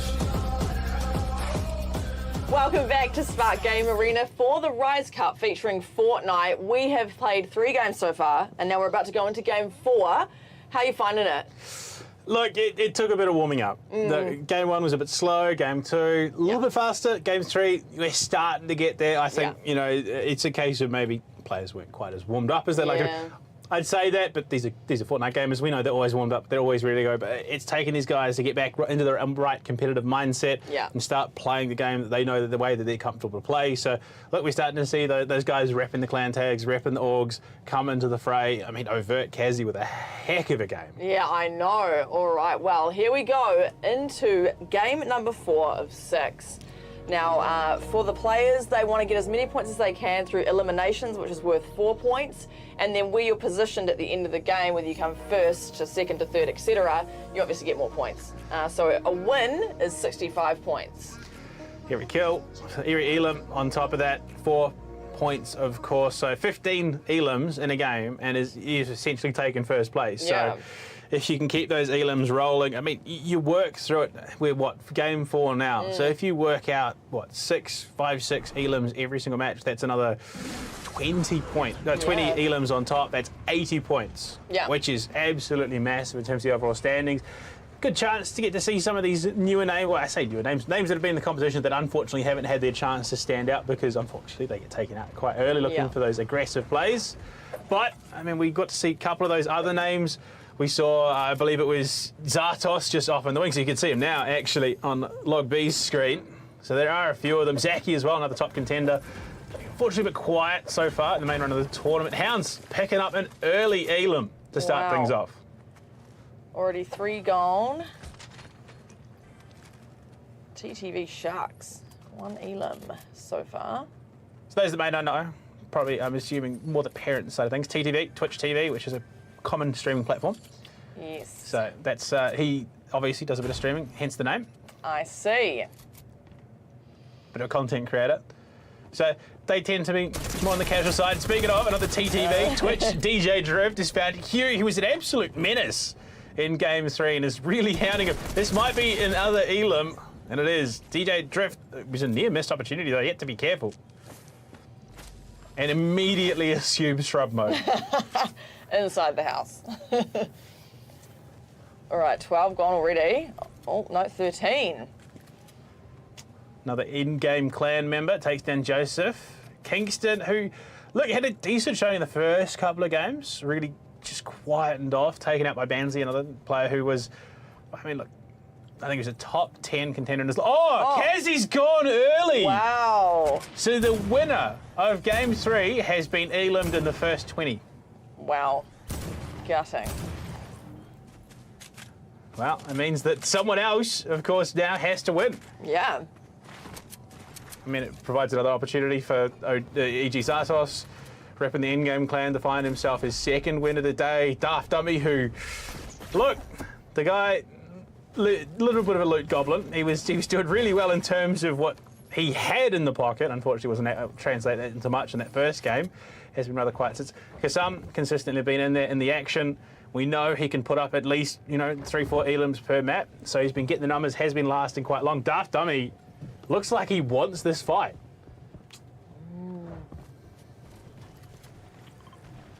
And we've had confirmation. It's Brinny. Brinny, okay, all right. Apologies to Brinny. We will now say your name correctly. 1 Elam under the belt so far for game 4 of 6 in the Rise Cup here at Spark Game Arena. We had an entire year. I remember this one player.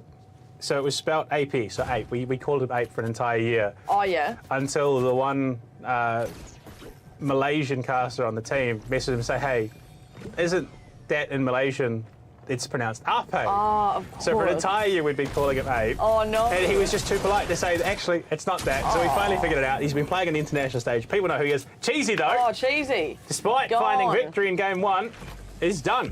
Top 70. Oh, wow. That was quick. Shogun finds himself another.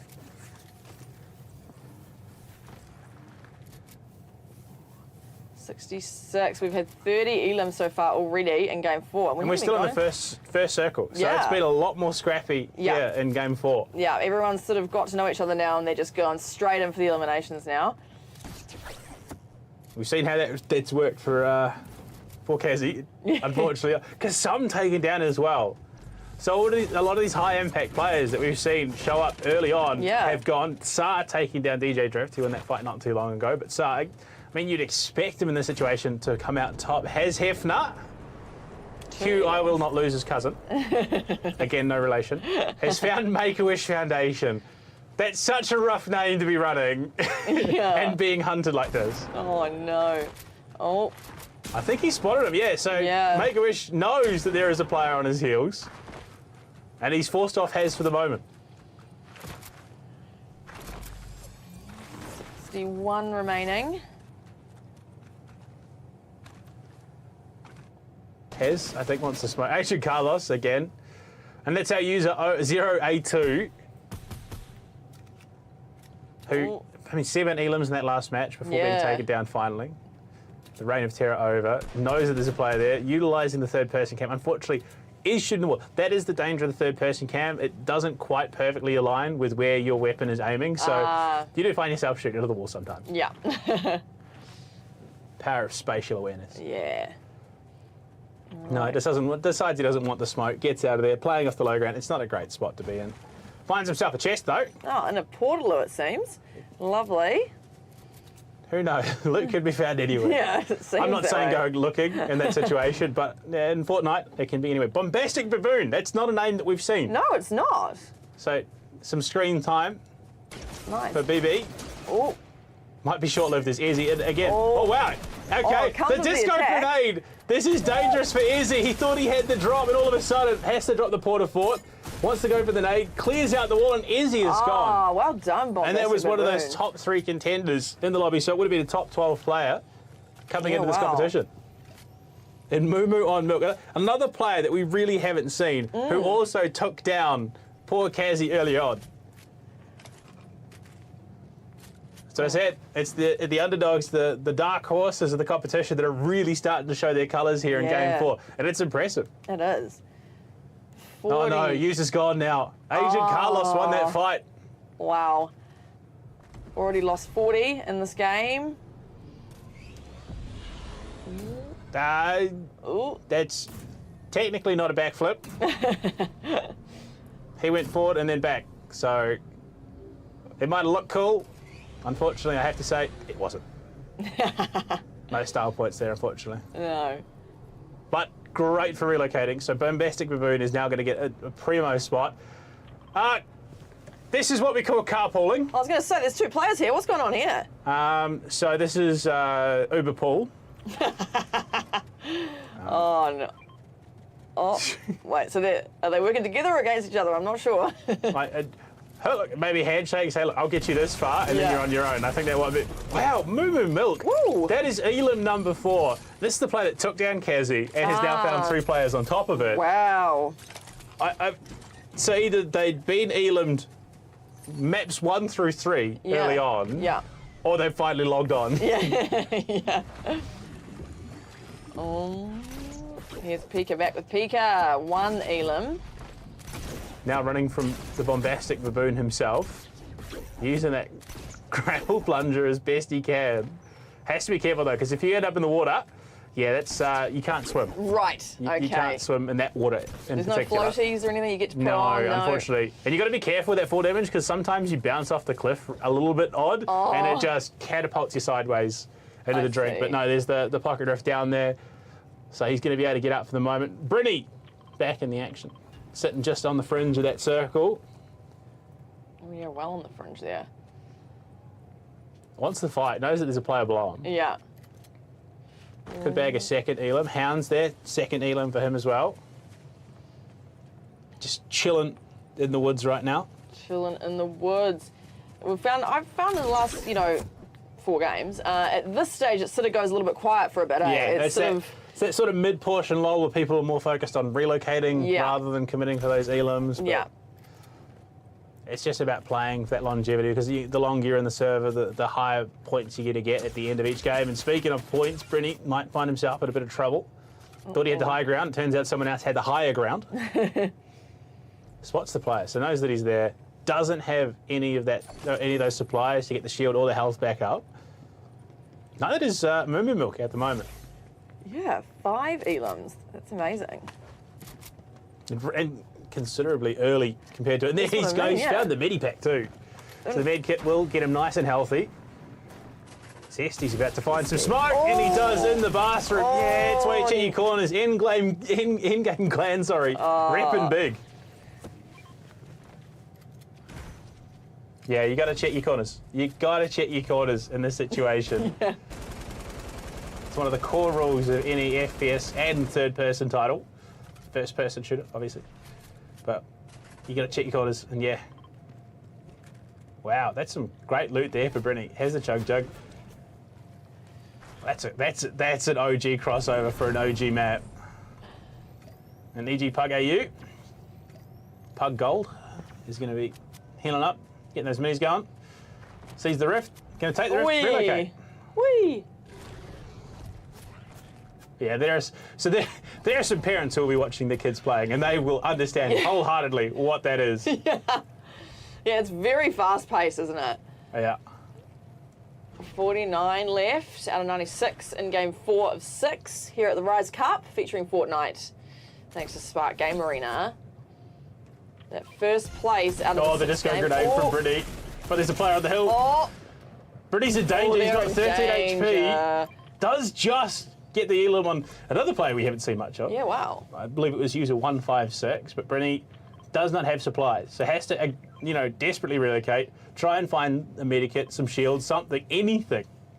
Because otherwise, next engagement Brittany finds himself in, he's in trouble. Yeah, not looking good.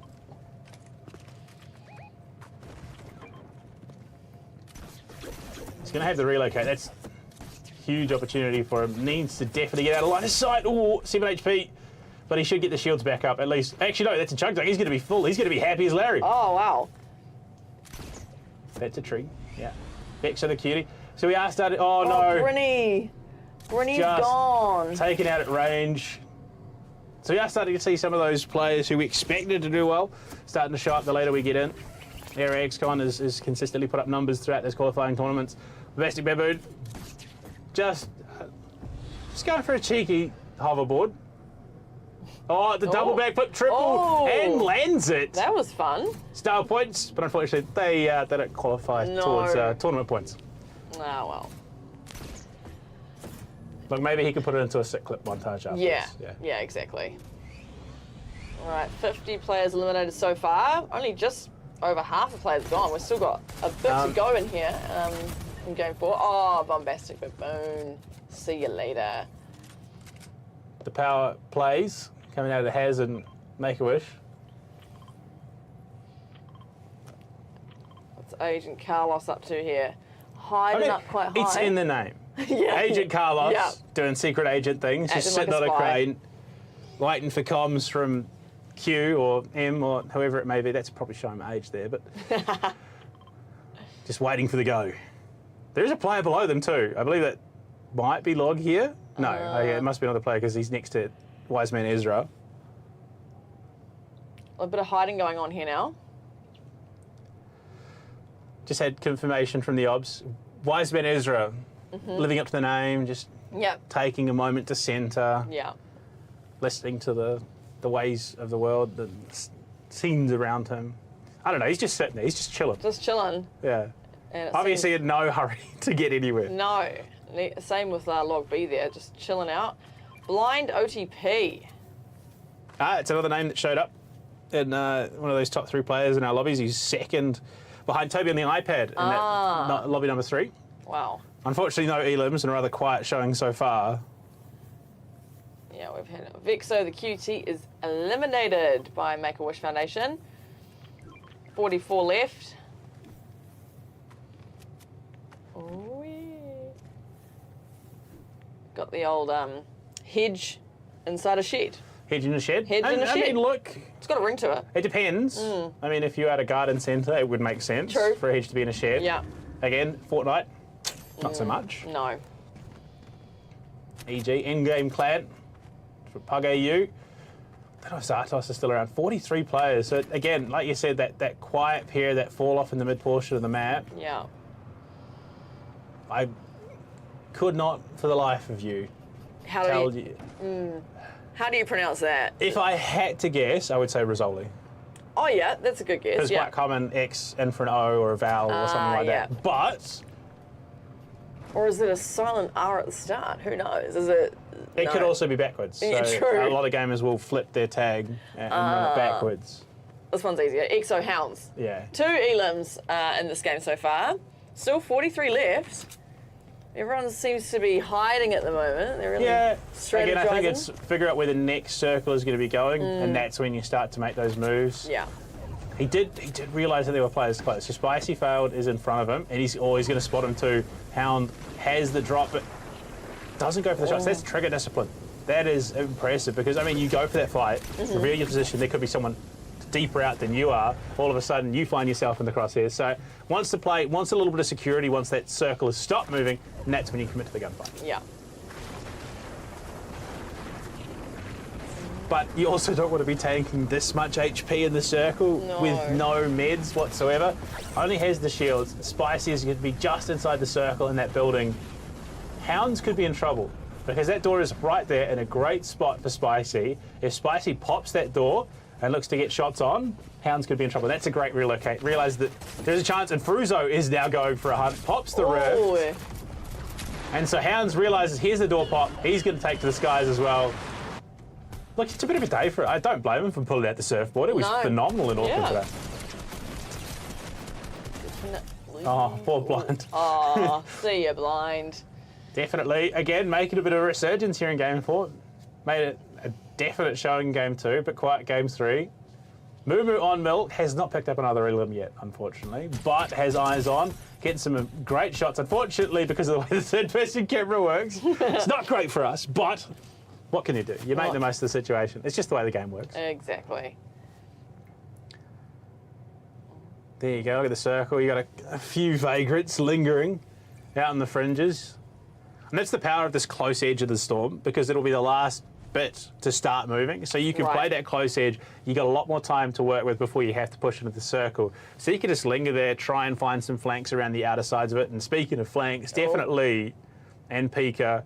Pika, I don't believe, has a weapon out. That's the grappling hook, I believe. So if definitely gets the drop, gets a couple of shots out, especially with this rifle. Remember, speaking of, hit by the disco grenade, wants to get out of danger, because unfortunately there's a bit of a fixed time where you're sort of stuck in that emote position, getting the dancers off.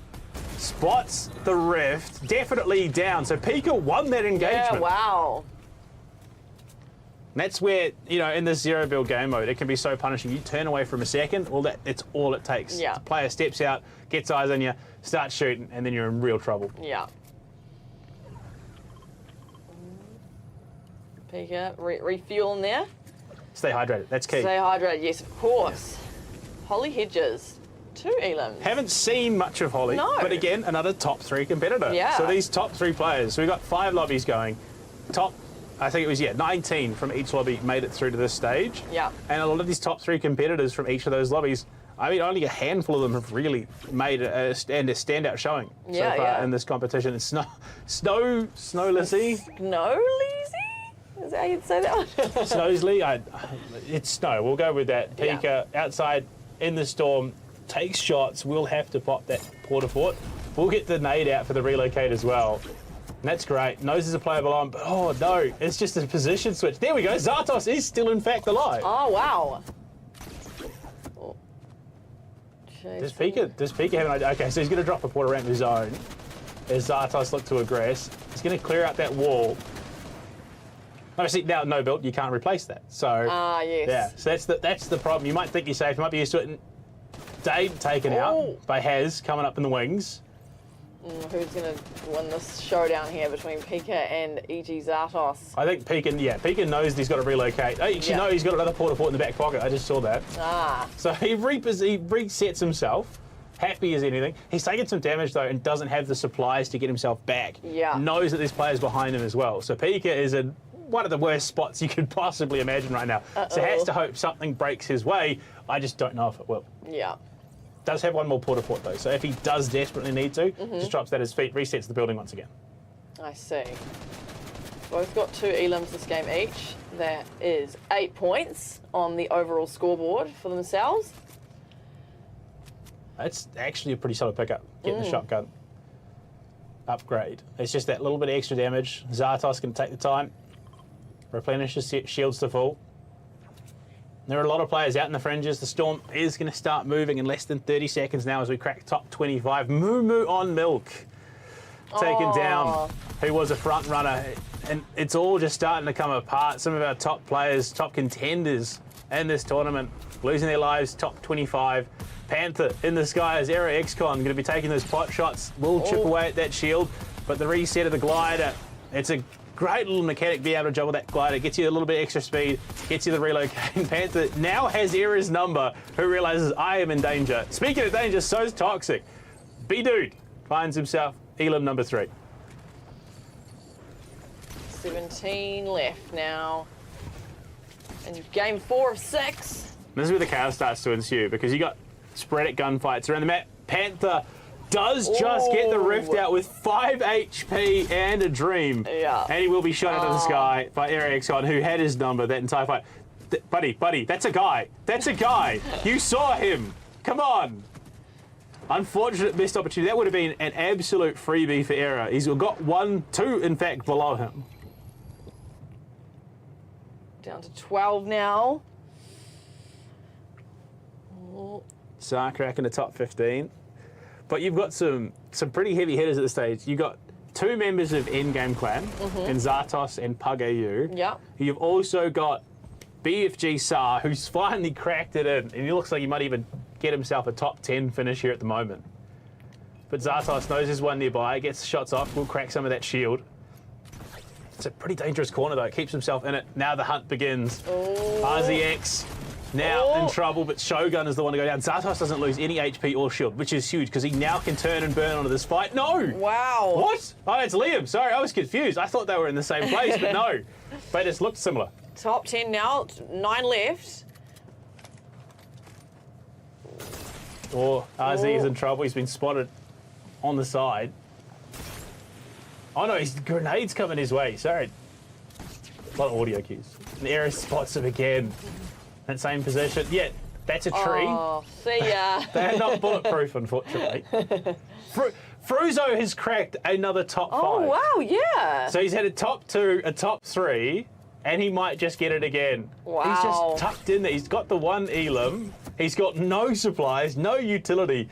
So he's just going to try and have to hug the edge of the storm and hope someone can push his, leader forward, his place on the leaderboard just that little bit higher. Sar spots yet another. Easy pick up there on B-Dude. Spots another below the tree. Sar is just farming away at these players. And again, that power of the high ground. He's going to transition over to another porta fort. 6 elims here for this game.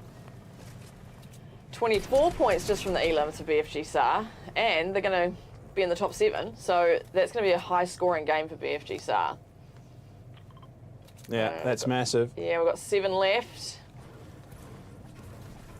Especially given the standings right now. I've just been sent that number through. So it is Zartos and Kazi who were in 1st and 2nd respectively. Sar, who was 8th coming into this match, might be able to propel himself right up into that top C position. I think it comes down to, I think Zartos might just take it away from him, but Sar should be able to claim a comfortable 2nd. Fruzo, no, not going to crack higher. He's 7th in that lobby. He's done phenomenally given how few gunfights he's actually been involved in. Yeah. Knows to play the long game, knows to play it slow. Right now, BFG Sar is just looking to try and find himself Elim number 7, but those porta forts in the pocket. Pug-AU goes down. Oh, done. Zaki with his 8th Elim of the lobby. Wow, that's amazing. We're starting to see some high elims per player, aren't we? What, 32 points off of that? Yeah, that's amazing. So this could be a 100-point game for Zaki. Wow. And we've still got 2 more to go, so... In the top 5 as well. Sar, Storm's closing in on him. He's got to go. He's got to move. Has that porta fort mini as well.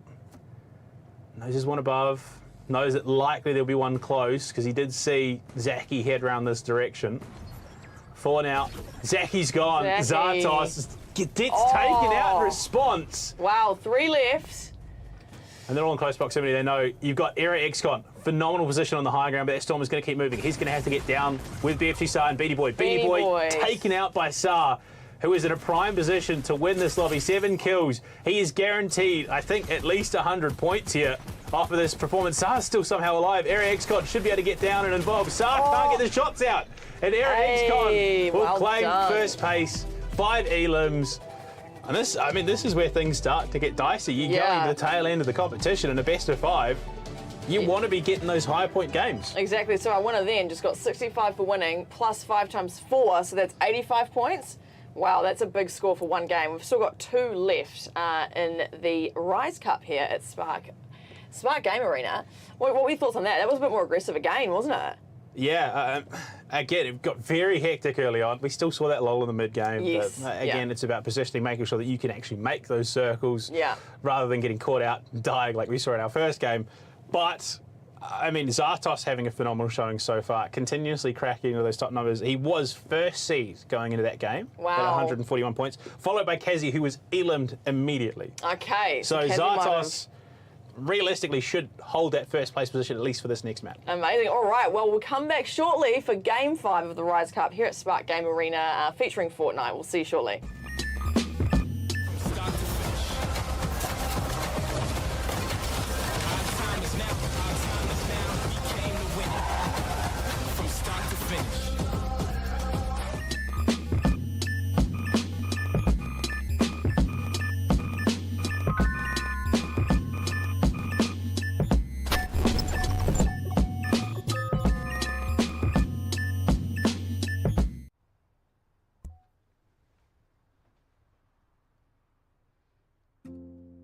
Fine light in the beautiful sea. I choose to be happy.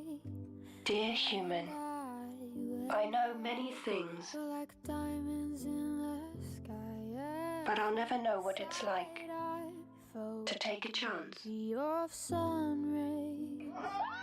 I saw the life To try. of your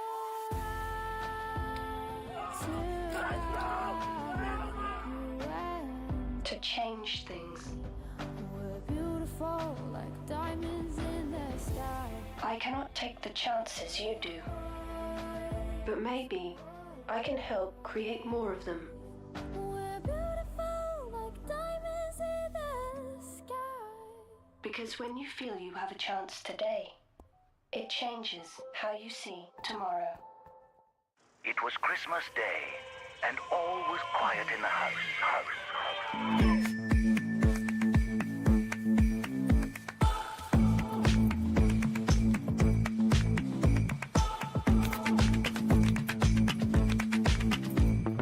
Shade like trees in the breeze, and play in streets, find our peace. Take everything as it seems, and make it all real for me. Don't mention the things you can't hold me back. Don't mention my freedom. Don't mention the things you won't hold me back. This is the right reason.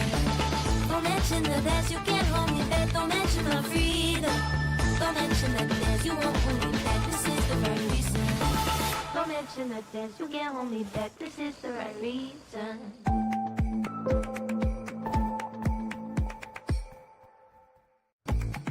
Give a gift that unleashes theirs. Unleash their inner performer, their inner racer, or unleash their inner creator.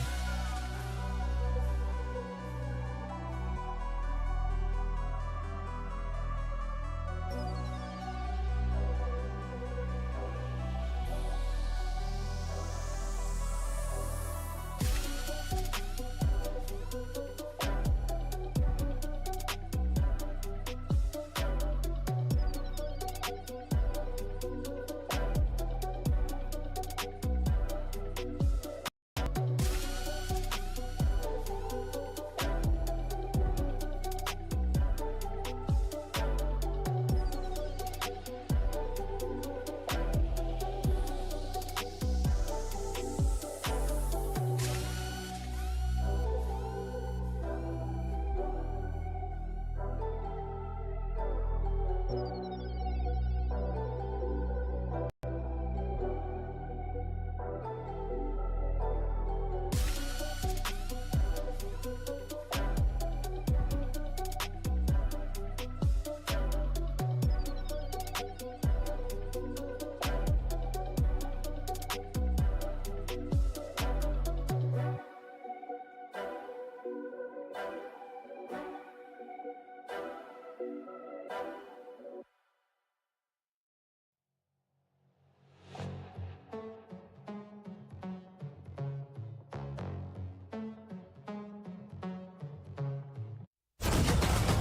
start to finish.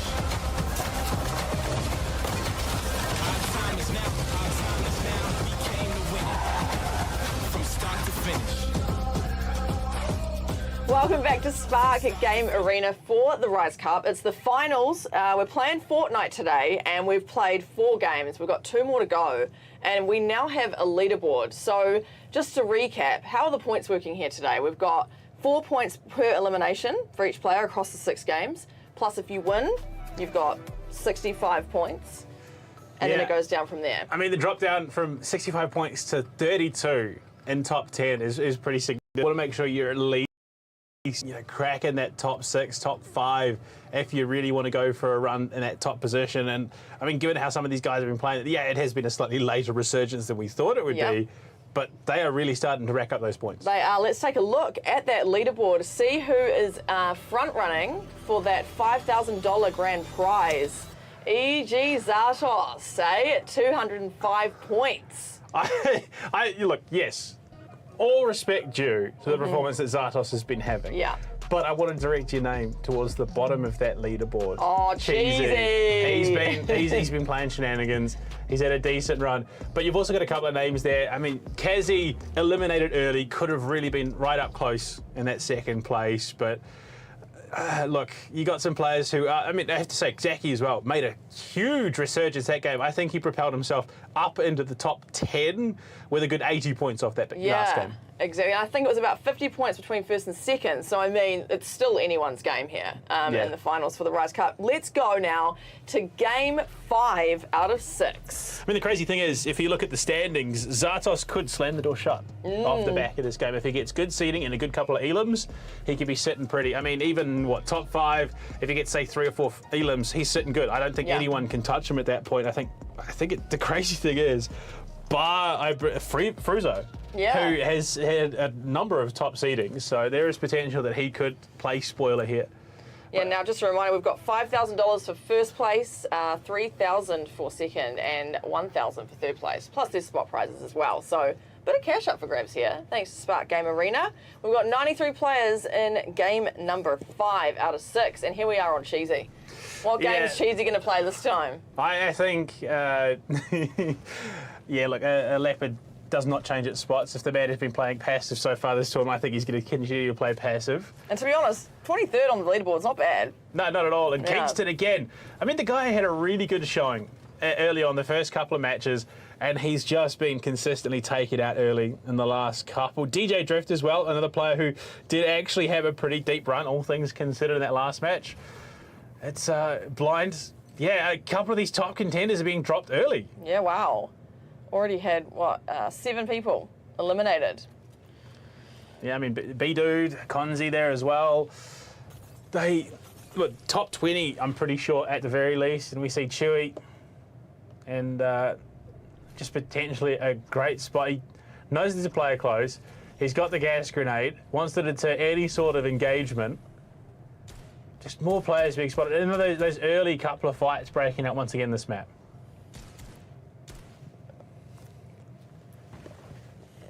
What are we at? 9 players gone already. No, 10. We've had 10 eliminated so far. We've been going, less than a minute, I'd say.